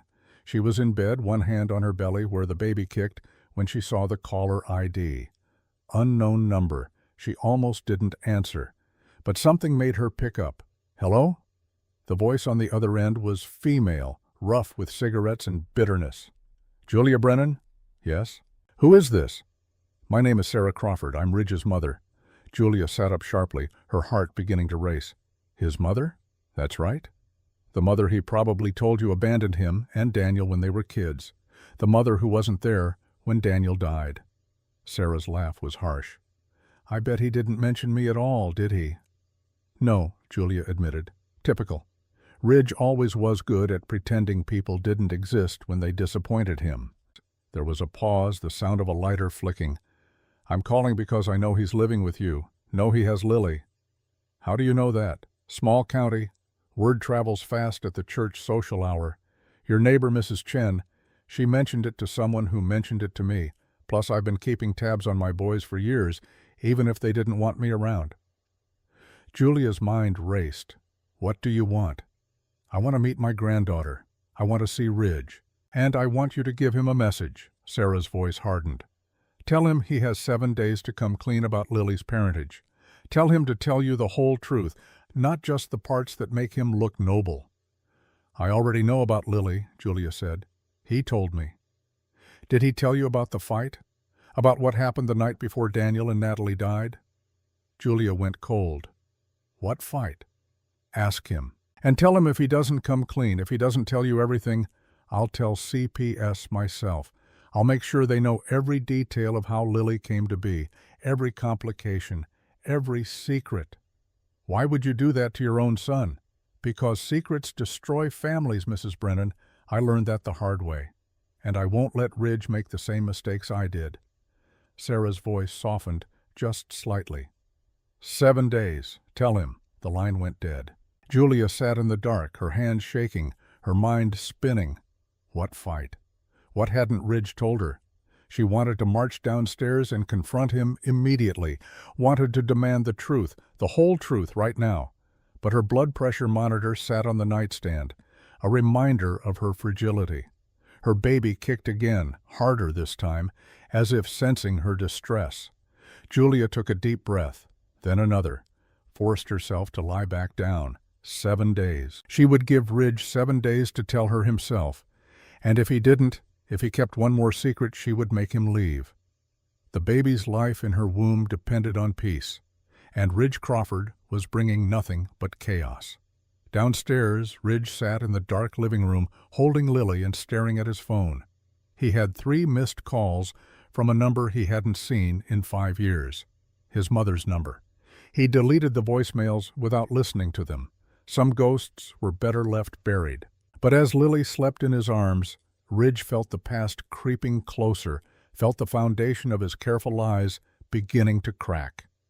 The truth was coming whether he was ready or not, and when it arrived, it would destroy everything. The days after Sarah Crawford's phone call moved with the slow, inexorable quality of a storm building on the horizon. Julia watched Ridge carefully, waiting for him to mention his mother, waiting for him to tell her about the fight Sarah had referenced. But Ridge said nothing. He worked his shifts at the Double H, came home exhausted, cared for Lily with quiet devotion, and kept his secrets locked behind blue eyes that had learned not to reveal too much. 5 days remained on Sarah's deadline when Julia's body made the decision for her. She woke at 3 in the morning with a headache that felt like her skull was being crushed in a vice. The room spun when she tried to sit up. Her vision blurred at the edges, dark spots dancing across her field of view. She reached for the blood pressure monitor on her nightstand with trembling hands, wrapped the cuff around her arm, pressed start. The numbers appeared on the screen like an accusation. 170 over 110. Dangerously high. Emergency high. Julia tried to stand, but her legs wouldn't hold her. She collapsed back onto the bed, her hand instinctively going to her belly. The baby kicked weakly, as if he too was struggling. "Ridge," she called out, but her voice came out as barely a whisper. She tried again, louder this time. "Ridge!" She heard his door open upstairs, heard his footsteps on the stairs, quick and urgent. He appeared in her doorway, shirtless and alarmed, Lily cradled in one arm. "Julia, what's wrong?" "Blood pressure," she managed. "Too high. Need hospital." Ridge's face went white. He placed Lily gently in her bassinet, then was at Julia's side, helping her sit up, supporting her weight. "Can you walk?" "I don't know." "I'm calling an ambulance." "No time. Just get me to the truck." Ridge didn't argue. He wrapped one arm around her waist, taking most of her weight, and half-carried her toward the front door. With his free hand, he grabbed his keys and phone from the table. "Lily," Julia said weakly, "we can't leave her. She's coming with us." Ridge's voice was tight with controlled panic. He settled Julia in the passenger seat, then ran back inside for Lily, bringing her out still sleeping in her car seat. He secured her in the back with shaking hands, then climbed behind the wheel. The drive to Collier County Hospital took 12 minutes that felt like 12 hours. Julia leaned against the window, trying to breathe through the pain in her head, trying not to think about all the things that could be going wrong with her baby. Ridge drove with terrifying focus, his jaw clenched, his hands white-knuckled on the wheel. At one point, Lily woke and began to cry. Ridge reached back blindly and found her tiny hand, and somehow that contact was enough. She quieted, her trust in him absolute. Julia watched this through her haze of pain and thought, "He's a good father. Whatever else is true, that's true." The emergency room entrance blazed with light. Ridge pulled up to the doors and was out of the truck before the engine fully stopped. He yanked open Julia's door and caught her as she tried to step down, her legs buckling. "Help!" Ridge shouted toward the entrance. "I need help!" Two nurses came running with a wheelchair. They got Julia into it, asking rapid-fire questions. How far along? When did the symptoms start? Any bleeding? Any contractions? Ridge answered what he could while grabbing Lily's car seat from the back. He followed the nurses inside. This man who had walked into Julia's life less than 3 weeks ago, now running beside her wheelchair like his own life depended on her survival. They swept Julia into a trauma bay. Monitors were attached, IV lines inserted. Dr. Lahiri appeared, summoned from home, her face grave as she reviewed the numbers. "Severe preeclampsia," she said. "Possibly progressing to eclampsia. We need to deliver this baby. Now." Julia's hand shot out, gripping the doctor's wrist. "It's too early. He's only 32 weeks. And he won't survive if we don't get him out. Neither will you." Dr. Lahiri's voice was gentle but unyielding. "Your blood pressure is continuing to climb. You're at risk for seizures, stroke, organ failure. We have a good NICU. 32 weeks, the baby has excellent odds." "But not certain," Julia whispered. "Nothing in medicine is certain. But I'm certain that waiting will kill you both." Ridge appeared at Julia's other side. Somewhere in the chaos, a nurse had taken Lily, promising to watch her. He took Julia's free hand in his. "Do it," Ridge said. "Save them both." Julia looked up at him, this man she barely knew but had come to depend on. "If something happens to me, you take care of both babies." "You're going to make it," Ridge said firmly. "But if I don't, swear you'll raise them, Thomas and Lily. Both of them." His throat worked. "I swear it, on everything." They wheeled her toward the operating room. The last thing Julia saw before the anesthesia pulled her under was Ridge's face, terrified and determined in equal measure. Then there was nothing. Ridge stood outside the operating room for what felt like a lifetime, holding Lily and trying not to fall apart. The nurse who had taken her returned to check on him, found him pacing like a caged animal. "You should sit down," she said kindly. "It's going to be a while." "How long?" "C-section usually takes about an hour, but with complications could be longer." Ridge nodded numbly and forced himself to sit. Lily had fallen back asleep in her car seat, blissfully unaware that the woman who had saved them both might be dying 3 rooms away. The waiting room was eerily quiet at 4 in the morning. Just Ridge, a janitor mopping floors in the distance, and the relentless tick of the wall clock. Ridge's phone buzzed, a text from Hank Morrison. "Heard you left in a hurry. Everything okay?" Word traveled fast in small counties. Ridge texted back with numb fingers. "Julia in surgery. Baby coming early. Will update when I know more." 3 dots appeared, disappeared, appeared again. Then, "I'm coming. Be there in 20. Ridge wanted to tell him not to, that it wasn't necessary, but the truth was he needed someone, needed to not be alone with his fear and guilt, because this was his fault. The stress he'd brought into Julia's life, the secrets, the complications, they had done this. Her body was shutting down because of him. If she died, her blood would be on his hands. At 4:30, Vanessa Ruiz walked into the waiting room. She was in street clothes, not her usual professional attire, her hair pulled back in a messy ponytail. Ridge looked up in surprise. "How did you know?" "Small county," Vanessa said, echoing what Sarah had told Julia. "My brother works ER intake. He called when he saw Julia Brennan come in critical." She sat down next to him. "How is she?" "In surgery, emergency C-section." Ridge's voice was flat, all emotion locked down tight. "They said her blood pressure was dangerously high." Vanessa glanced at Lily. "And you brought the baby?" "Couldn't leave her alone." "That's good. That's what a parent does." Vanessa leaned back in her chair. "Ridge, I need to ask you something, and I need you to be honest with me." Ridge braced himself. "Are you Lily's biological father?" The question hung in the air between them, sharp as a scalpel. Ridge could lie, could maintain the fiction. But sitting in this hospital at 4:30 in the morning, waiting to find out if Julia would survive, he was suddenly too tired for deception. Yes, he said simply. Vanessa nodded slowly, as if this confirmed something she'd suspected. Why didn't you tell me from the beginning? Because I promised my brother I'd never claim her. Because Daniel and Natalie were her real parents, the ones who wanted her, who planned for her. I was just biology. Biology matters in custody cases. I know. Ridge looked at Lily, sleeping so peacefully. But I didn't want her to grow up thinking she was, I don't know, unwanted. A second choice. Daniel loved her. Natalie loved her. That's what should matter. It does matter, but so does the truth. Vanessa pulled out her phone and opened the Notes app. Tell me everything, the whole story. How Lily came to be, what Daniel and Natalie wanted, what happened the night they died. All of it.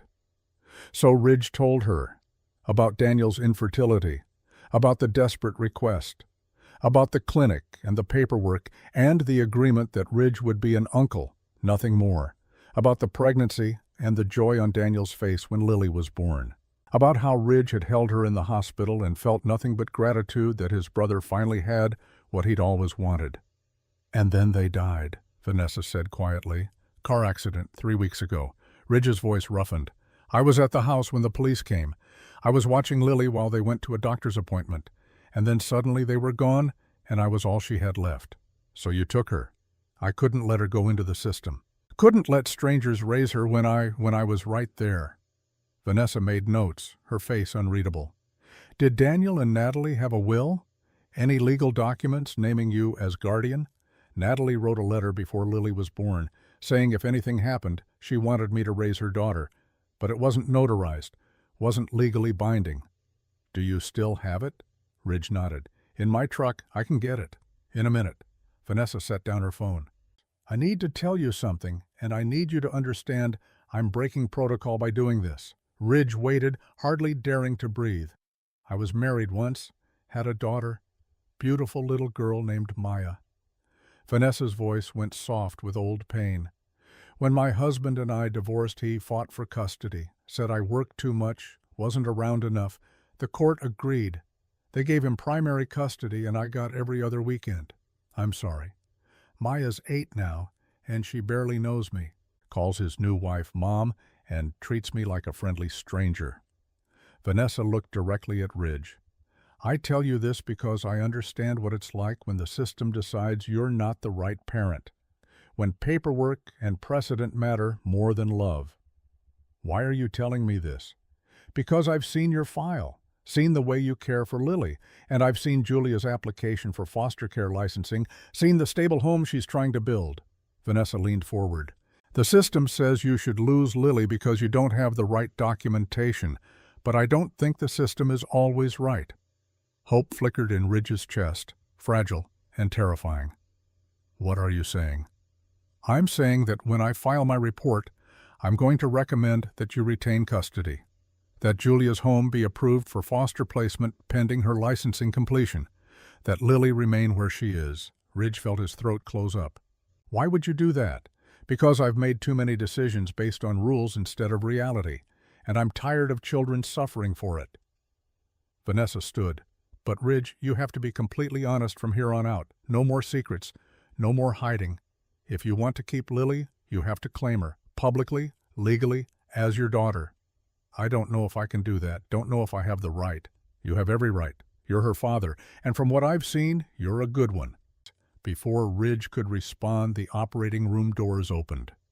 Dr. Lahiri emerged, still in surgical scrubs, pulling down her mask. Ridge was on his feet instantly. How is she? Dr. Lahiri smiled, and Ridge felt his knees go weak with relief. She's going to be fine. The baby, too. A boy, 3 pounds, 8 ounces. Small but strong. He's in the NICU, and they're optimistic about his prognosis. And Julia? Stable. The blood pressure came down as soon as we delivered. She's in recovery now. You can see her in about an hour.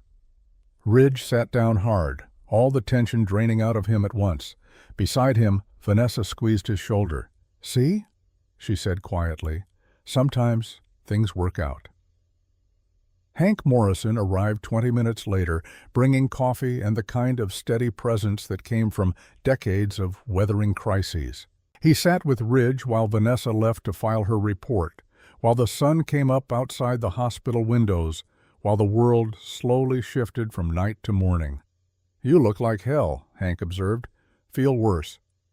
Ridge accepted the coffee gratefully. "Thank you for coming. Thomas would have done the same for me, and Julia, she's good people. Glad she's going to be okay." Hank nodded toward Lily. "That little one, too. You've got yourself quite a family there." "They're not my family." "Not really. I'm just helping." "That's what family does, helps when it's needed." Hank sipped his coffee. "Thomas used to say that family isn't about blood. It's about who shows up when things fall apart." Ridge thought about Julia, who had shown up at an auction and changed his life. Thought about Lily, who he'd promised to protect even when he had nothing to offer. Thought about the baby boy upstairs in the NICU, Thomas's son, who Ridge had just promised Julia he'd help raise. Maybe Hank was right. Maybe this was family, built not from biology but from choice and circumstance and desperate need. An hour later, a nurse came to get him. "Mrs. Brennan is asking for you." Ridge followed her to recovery, carrying Lily. Julia lay in a hospital bed, pale but conscious, her eyes finding his the moment he entered. "You're alive," she said, her voice hoarse from intubation. "So are you." Ridge moved to her bedside, set Lily's car seat down carefully. "They said the baby, your son, he's doing well." "I know. They showed me a picture." Julia's eyes filled with tears. "He's so small, Ridge, so tiny and fragile." "He's a fighter, like his mother." Julia laughed weakly. "I don't feel like a fighter. I feel like I almost died." "But you didn't." Ridge took her hand. "You're here. The baby's here. That's what matters." Julia squeezed his hand, then her expression shifted to something more serious. "I need to tell you something about why my blood pressure spiked so badly." Ridge tensed. "Okay." "Your mother called me 4 days ago." Julia watched his face carefully. "She said she wanted to meet Lily. And she said if you didn't tell me the whole truth about what happened before Daniel and Natalie died, she would tell CPS herself." Ridge went very still. "What did she say happened?" "She mentioned a fight. The night before the accident." Julia's grip on his hand tightened. "She said there were secrets you weren't telling me. Was she right?" Ridge wanted to pull away, wanted to retreat behind his walls, but Julia's hand held him fast. And after everything, after she'd nearly died because of the stress he'd brought into her life, she deserved the truth. All of it. "There was a fight," Ridge admitted. "Daniel called me the night before he died. He was drunk, angry, said he'd been thinking about Lily, about how she was mine biologically, and he couldn't stop wondering if I resented him, if I wanted to take her back." Julia waited, silent. "I told him he was being ridiculous, that Lily was his daughter, that I had no claim to her and didn't want one, but he kept pushing, kept saying he saw the way I looked at her, the way I held her, said he thought I was in love with Natalie, that the whole donation thing was just an excuse to be with her in some way." "Were you?" Julia asked quietly. "In love with Natalie? No, God, no. I loved her like a sister, and the donation was exactly what I said, helping family." Ridge's voice broke. "But Daniel was drunk and paranoid, and he wouldn't listen. He said terrible things. I said terrible things back. We hung up angry. And the next day he was dead." Ridge nodded, the guilt he'd been carrying for weeks finally spoken out loud. "I think that's why he was distracted, why he didn't see the drunk driver until it was too late. We fought, and I didn't call to apologize, and then he was gone, and I could never take back what I said." Julia was quiet for a long moment, processing this. Then she said, "What did you say to him? In the fight?" Ridge closed his eyes, the memory acid in his throat.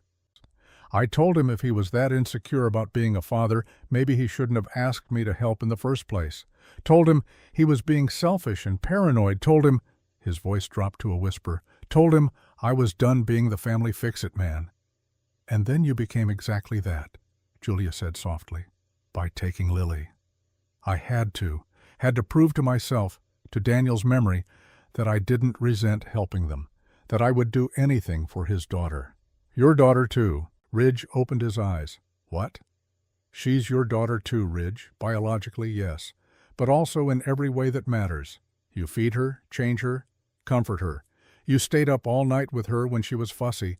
You brought her to an emergency room at 4 in the morning because the woman caring for her needed help. Julia's voice was firm despite her exhaustion. You're her father, and it's time you stopped apologizing for it. Daniel is dead. Julia said it gently but without flinching. And whatever he wanted, whatever he planned, it doesn't matter anymore.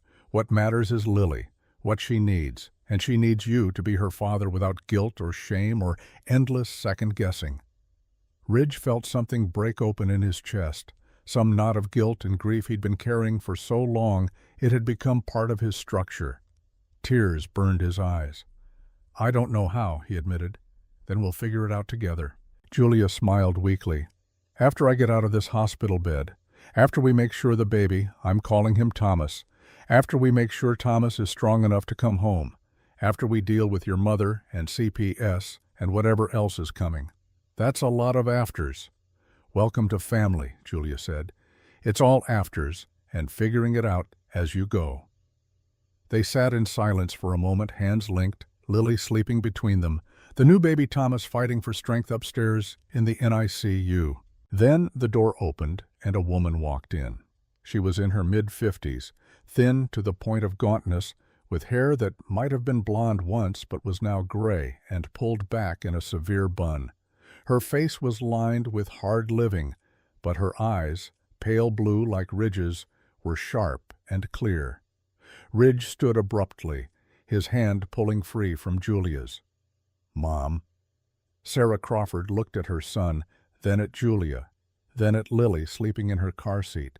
Her expression was unreadable. I heard there was an emergency, Sarah said. Her voice was rough, worn by years of cigarettes. Figured if I was going to meet my granddaughter, now was as good a time as any. How did you even know we were here? Ridge demanded. I still have friends in this county, people who remember me from before. Sarah moved closer, her eyes fixed on Lily. She looks like Daniel. Same nose, same mouth. Don't. Ridge stepped between his mother and the baby. Don't come in here and pretend you have rights. You gave those up when you walked out. I know what I gave up. Sarah's voice was steady. And I know I can't get it back, but that doesn't mean I'm going to stand by and watch you make the same mistakes I did. What mistakes? Lying, keeping secrets, pretending you're something you're not. Sarah looked past Ridge to Julia. He told you about the fight with Daniel. But did he tell you what Daniel said? His last words to Ridge? Ridge went white. Mom, don't. Daniel said, if anything happens to us, you better take care of my daughter like she's your own, because she is your own, whether you admit it or not. Sarah's voice cracked slightly. I heard the whole thing. Daniel called me after, drunk and crying, told me everything. Said he was scared he'd ruined his relationship with his brother. Said he was going to call Ridge in the morning and apologize. But he didn't get the chance, Julia said quietly. No, and Ridge has been carrying that guilt ever since. Sarah looked at her son. You think Daniel died angry at you, but he died knowing you loved him and his daughter, died trusting you to do exactly what you've been doing. Ridge stared at his mother, stunned. He called you? Called me drunk and sobbing at 2 in the morning, just like he used to when he was a teenager and I was still around. Sarah's face twisted with old pain. We'd been talking again, the last few years, trying to, rebuild something. He didn't tell you because he knew you weren't ready to forgive me yet. I'm still not. I know, and I'm not asking you to. Sarah turned to Julia. But I am asking you to help him see that being Lily's father isn't a betrayal. It's what Daniel wanted, what Natalie wanted too. How would you know what Natalie wanted? Ridge asked bitterly. Because she called me 2 days before she died, asked if I would be willing to be in Lily's life if something happened to them, said every child deserves to know their family, even the broken parts. Sarah pulled a folded piece of paper from her pocket. She sent me this. She handed it to Julia, who unfolded it carefully. It was a letter, written in neat cursive. Dear Sarah, Julia read aloud, I know we've only met once, but Daniel speaks of you often, with love and sadness both. He wants you in his daughter's life, and so do I. We understand you're working on your recovery, and we're proud of you for that. If anything should happen to us, please help Ridge with Lily. He'll try to do everything alone, but he needs family. He needs his mother. Please don't let your past mistakes keep you from being there for him and for our daughter. With hope, Natalie. Julia looked up to find Ridge standing perfectly still, his face a mask of controlled emotion. Sarah was crying silently, tears tracking down her weathered cheeks. "I've been clean for 3 years," Sarah said. "Working a program, trying to make amends where I can. I'm not the mother I should have been, can't change that. But I can be the grandmother Lily deserves." Ridge shook his head slowly. I can't do this right now. Julia just had surgery. There's a baby in the NICU. I can't deal with you too. I'm not asking you to deal with me. I'm asking you to let me help." Sarah's voice gentled. "You're exhausted, Ridge. You've been holding everything together alone for weeks. Let me watch Lily while you're here with Julia. Let me do one small thing to start making up for all the things I didn't do." Ridge looked at Julia, desperate for guidance. She nodded slightly. "One small thing," Ridge said finally. "You can stay with Lily in the waiting room while I visit Thomas in the NICU, but that's all." "That's enough," Sarah said. "That's a start." She picked up Lily's car seat with surprising gentleness, cradling it like precious cargo. As she walked toward the door, she paused and looked back at Ridge. "Daniel forgave you for that fight, forgave you before he even got in the car that day. Maybe it's time you forgave yourself." Then she was gone, leaving Ridge and Julia alone in the recovery room. Ridge sank into the chair beside Julia's bed, his head in his hands. "I'm sorry. I'm so sorry you had to witness that."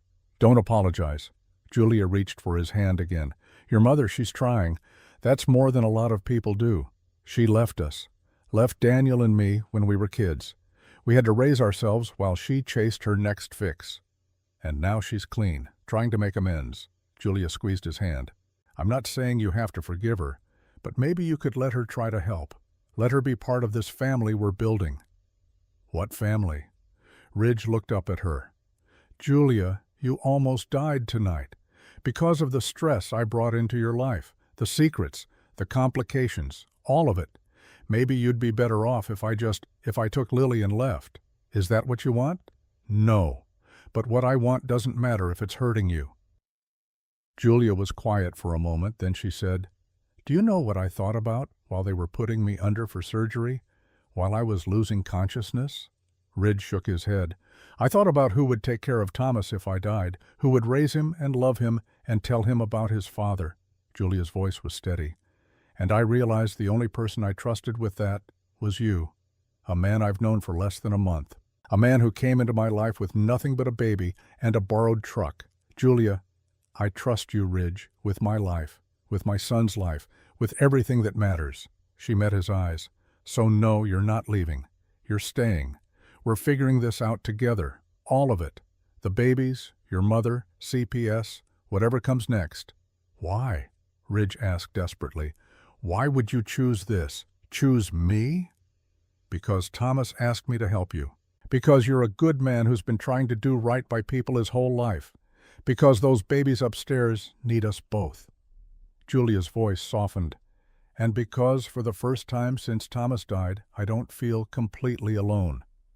Ridge felt his walls finally, fully crumble. He laid his head on the edge of Julia's bed and let himself cry. Not the controlled grief he'd been carrying, but real, ragged sobs that shook his whole body. Julia's hand found his hair, stroking gently, the way a mother comforts a child. "It's okay," she murmured. "You're okay. We're all going to be okay." And in that hospital room, with dawn breaking outside the windows, Ridge let himself believe it. 3 weeks later, Ridge stood in front of the bathroom mirror in Julia's farmhouse, trying to knot his tie with hands that wouldn't stop shaking. Today was the custody hearing. Today, a judge would decide whether Lily would stay with him or enter the foster care system. Behind him, the door opened. Sarah Crawford appeared, looking uncharacteristically nervous in a simple blue dress. "You're going to strangle yourself," she said, stepping forward to fix his tie. Her hands were steady where his were not. Ridge stood stiffly while his mother adjusted the knot, smoothed his collar. It was the first time she'd touched him in 15 years, and the gesture felt simultaneously foreign and achingly familiar. "There," Sarah said, stepping back. "You look respectable." I look terrified. "You should. This is terrifying." She met his eyes in the mirror. "But you're doing the right thing. Claiming her. Fighting for her." In the past 3 weeks, Sarah had proven herself in small, consistent ways. She'd moved into a weekly rental near town and showed up every day to help, watching Lily while Ridge worked, bringing groceries when supplies ran low, sitting with Julia while baby Thomas was still in the NICU, reading him stories through the plastic walls of his incubator. She didn't ask for forgiveness or make grand speeches about redemption. She just showed up, day after day, proving through actions what words could never convey. Ridge still didn't trust her completely, still waited for her to disappear again. But he was learning that maybe trust was something you built slowly, one kept promise at a time. Downstairs, Julia was feeding Thomas, who had finally come home from the hospital 3 weeks ago. He was still tiny, just over 4 pounds, but he was breathing on his own and eating well. The doctor said he would be fine. Julia herself was recovering slowly. The preeclampsia had resolved after delivery, but the trauma of the emergency surgery had taken its toll. She tired easily and couldn't lift anything heavier than the babies, but she was alive. She was healing. That was enough. "Ready?" she asked when Ridge came downstairs. She was dressed in a simple black dress that accommodated her still healing body, her hair pulled back in a neat bun. She looked beautiful and strong, and Ridge felt his chest tighten with something he wasn't ready to name. "As I'll ever be," Ridge said. He picked up Lily's car seat. Sarah took Thomas's. Together, the 4 of them walked out to Ridge's truck. The Collier County Courthouse was a squat brick building that had seen better decades. Ridge had never been inside before, had always associated courthouses with judgment and condemnation. Today would do nothing to change that association. They met Vanessa Ruiz in the hallway outside the courtroom. She was in full professional mode, clipboard in hand, but she smiled when she saw them. "Ready?" she asked. "No," Ridge admitted, "but we're here anyway." "That's the spirit." Vanessa's smile faded to something more serious. "I need to prepare you for what's about to happen. The judge is going to ask you directly about Lily's parentage, about the donation, about Daniel and Natalie's wishes. You need to be completely honest." "I will be." "And there's something else." Vanessa glanced at Sarah. "Your mother filed a petition this morning to be considered as a potential guardian if the court decides you're not suitable." Ridge's blood ran cold. "What?" Sarah stepped forward quickly. "Not instead of you. In support of you. I told the judge I want to help you raise Lily, but only if you're awarded custody. I'm vouching for you, Ridge, not trying to take her away." Ridge stared at his mother, trying to process this. Sarah, who had abandoned him, was now standing up in court to support him. The world had gone surreal. Before he could respond, the courtroom doors opened. A bailiff called them inside. The judge was a woman in her 60s with steel gray hair and reading glasses perched on her nose, Judge Margaret Chen. According to Vanessa, she was fair but strict, someone who cared more about outcomes than procedures. They took their seats. Ridge and Julia in the front row, Sarah just behind them, Vanessa at the petitioner's table. Across the aisle sat a lawyer from CPS, a sharp-faced man who looked like he'd never met a regulation he didn't love. The bailiff called the court to order. Judge Chen reviewed the file, then looked up at Ridge. "Mr. Crawford, I understand you're petitioning for legal guardianship of Lily Crawford, a minor child currently in your care." Ridge stood. "Yes, Your Honor. And I understand there are some unusual circumstances regarding your relationship to the child." "Yes, Your Honor." "Then let's hear them. In your own words, tell me about Lily." Ridge took a breath. This was it, the moment of truth. "Lily is my biological daughter," he began. "But she was raised for the first week of her life by my brother Daniel and his wife Natalie.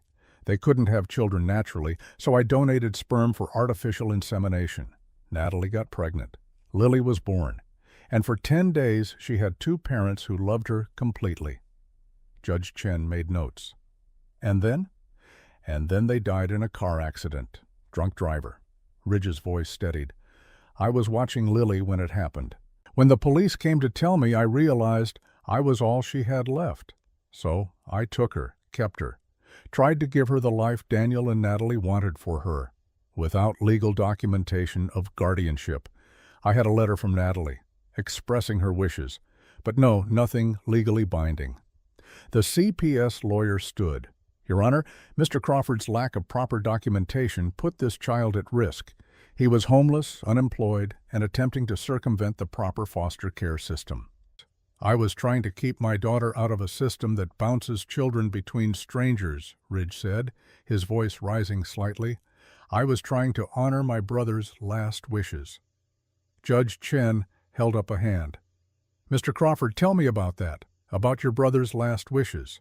So Ridge told her about the fight, about Daniel's drunken accusations and Ridge's angry responses, about the last conversation they'd had before Daniel died. "My brother died thinking I resented him," Ridge said, his voice breaking. "Died before I could tell him I didn't. That helping him have a child was the best thing I'd ever done. That I loved him, and I loved Lily, and I would do anything to protect what he and Natalie built. And yet you kept the truth about Lily's parentage hidden. Because I promised Daniel I would never claim her, that she would grow up knowing he was her father, and he was in every way that mattered." Judge Chen sat back. "Mrs. Brennan, you're petitioning to be Lily's foster parent while Mr. Crawford pursues formal adoption. Why?" Julia stood, Thomas cradled carefully in her arms. "Because Lily belongs with Ridge, and Ridge needed a stable home to prove he could provide for her.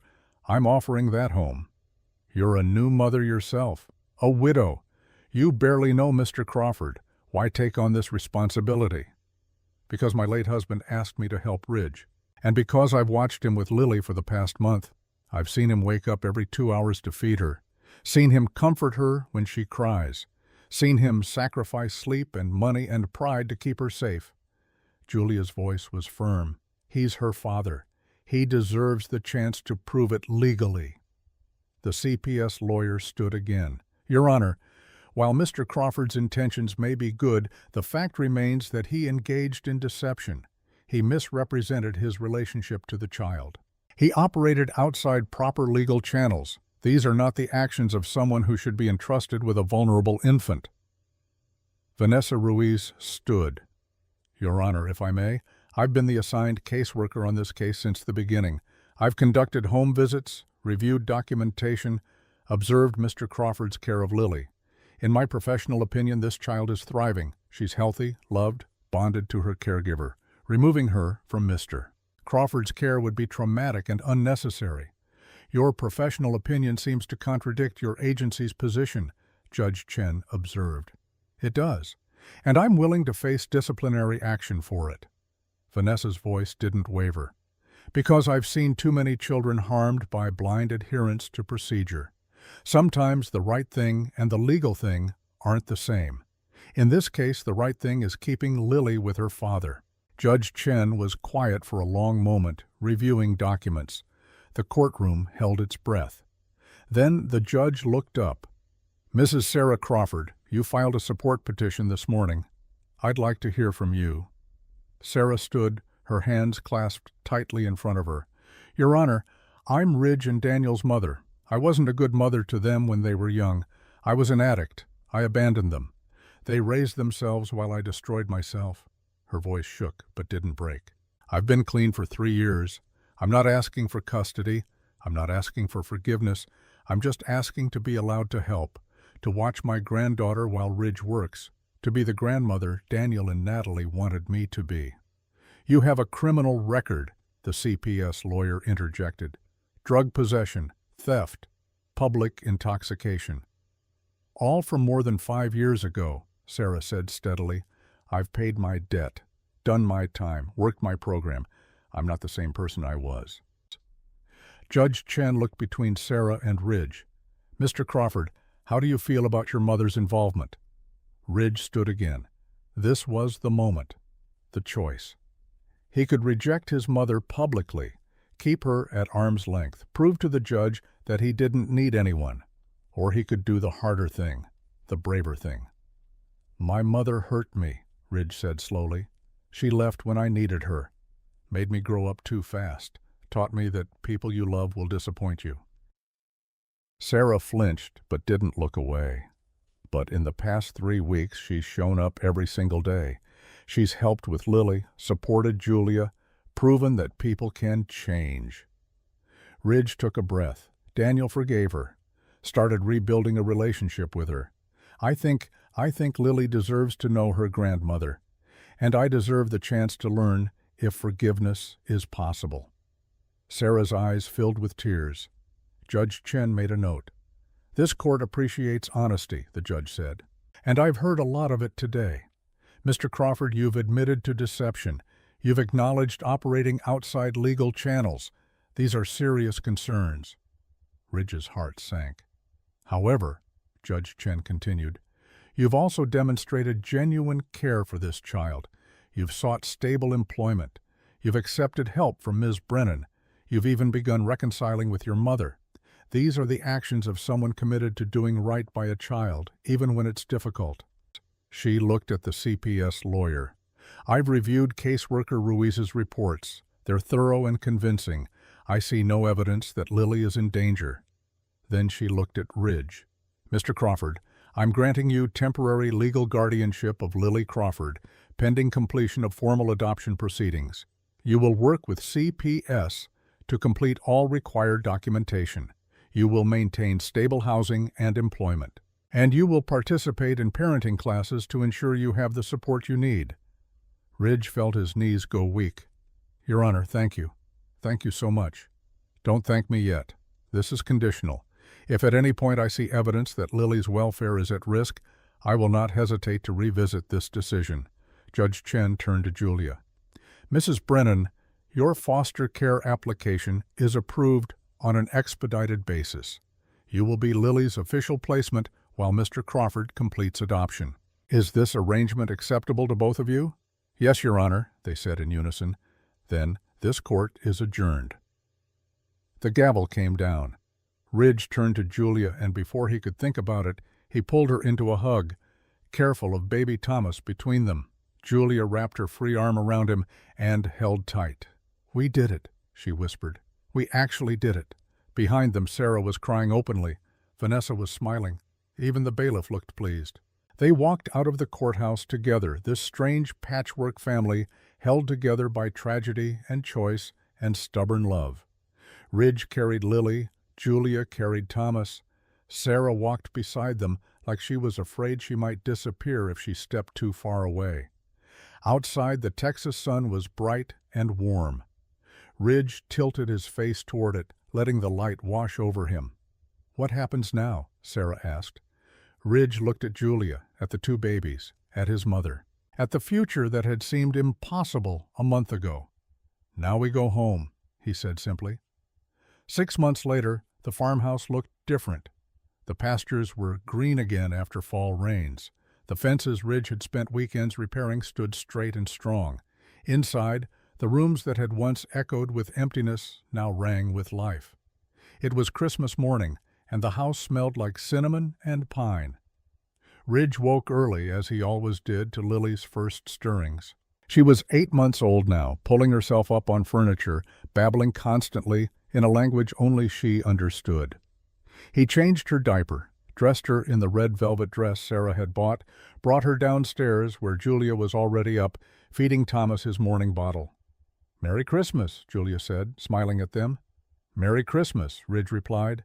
He leaned down and kissed her, soft and brief, the kind of kiss that had become natural over the past few months. They hadn't talked about what they were to each other, hadn't defined the relationship that had grown from necessity into something deeper. They just lived it, day by day, raising babies and building a life and letting love happen in the quiet spaces between crises. The front door opened, and Sarah came in, carrying bags of presents and a pan of her famous cinnamon rolls. She'd moved into a small house in town 2 months ago, but spent most of her time here, being the grandmother she'd never thought she'd get to be. "Merry Christmas, family," she called out. Family. The word had become real through repetition, through daily choices to show up and stay and forgive. Ridge settled Lily in her high chair and started making coffee, while Julia fed Thomas and Sarah began pulling gifts from bags. The Christmas tree in the corner was small but covered in ornaments, some old from Julia's marriage to Thomas, some new from this year. Under the tree, Ridge had hidden 2 small boxes, one for Julia, one for Sarah. He'd spent weeks agonizing over them, trying to find the right words. After breakfast, they gathered in the living room for presents. Lily demolished wrapping paper with gleeful enthusiasm. Thomas watched everything with wide eyes, already curious about the world at 6 months old. When it came time for Ridge's gifts, he handed Julia her box first. She opened it carefully and found a simple silver necklace. 2 pendants intertwined, one engraved with Thomas, one with Lily. "For the children we're raising together," Ridge said quietly. "Both of them." Julia's eyes filled with tears. "Ridge, it's beautiful." "There's more. Look inside the box lid." She did and found a folded piece of paper. She opened it and read the handwritten words. "Julia, I'm not good with speeches. I'm not good with grand gestures, but I know I want to spend my life with you, raising these babies, building this home, being the family we chose instead of the one fate gave us. If you'll have me, will you marry me? Love, Ridge." Julia looked up at him, tears streaming down her face. "You're asking through a note? I was afraid I'd mess up the words if I tried to say them out loud." Ridge knelt beside her chair. "But I'll say them now if you want. Julia Brennan, will you marry me?" "Yes," Julia said, laughing through her tears. "Yes, absolutely yes." Sarah was crying too, and even baby Thomas seemed to understand something important was happening because he stopped fussing and just watched with those serious eyes. Ridge pulled Julia into a kiss, deeper this time, full of promise and future and all the things they'd built from wreckage. When they broke apart, Sarah cleared her throat. "My turn. I have something for both of you." She handed them a large envelope. Inside were legal documents, official and stamped. "I petitioned the court," Sarah explained, "for grandparent visitation rights, but not to take anything from you, just to make it official. To prove I'm committed to being in Lily and Thomas's lives forever." Ridge read through the documents, saw his mother's signature next to his own, making her officially recognized as family. "You didn't have to do this," he said. "Yes, I did. I needed to prove to myself as much as to you that I'm staying." Sarah's voice shook. "I missed so much with you and Daniel. I won't miss anything with these babies."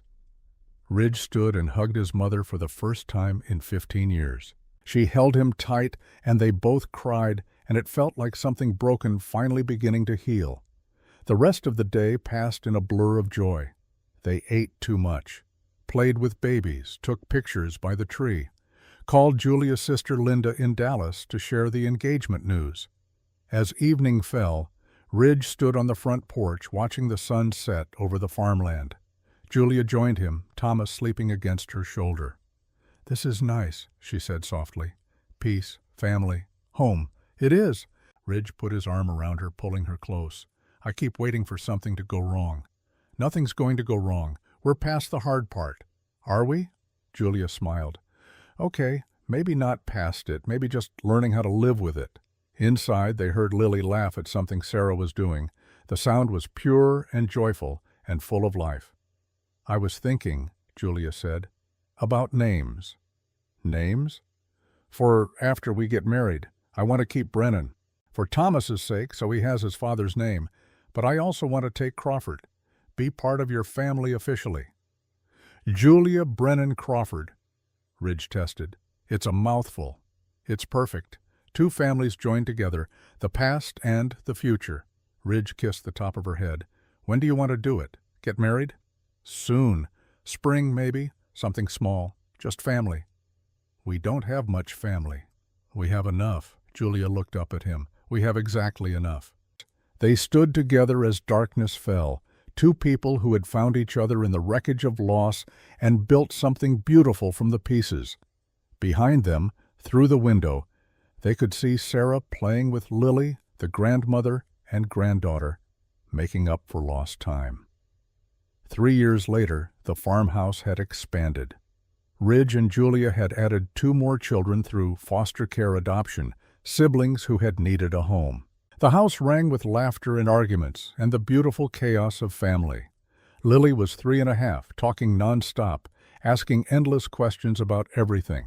Thomas was almost 3, quieter but watchful, his father's son through and through. Ridge had proposed making the arrangement with Julia's father, William Stokes, had shown up at the wedding, awkward and uncertain, but there. He came by once a month now to see his grandchildren, slowly rebuilding what had been broken. Ridge's business, Crawford Cattle Services, had grown from a one-man operation to employing 3 full-time ranch hands. Sarah ran the books, proving surprisingly good with numbers. And Julia had gone back to school to get her library science degree, working toward opening a literacy center in town. She'd found purpose in helping others the way she'd been helped. On this particular Sunday evening, they gathered on the porch for their weekly family dinner. Sarah brought her famous fried chicken. William brought ice cream. The children ran wild in the yard, shrieking with joy.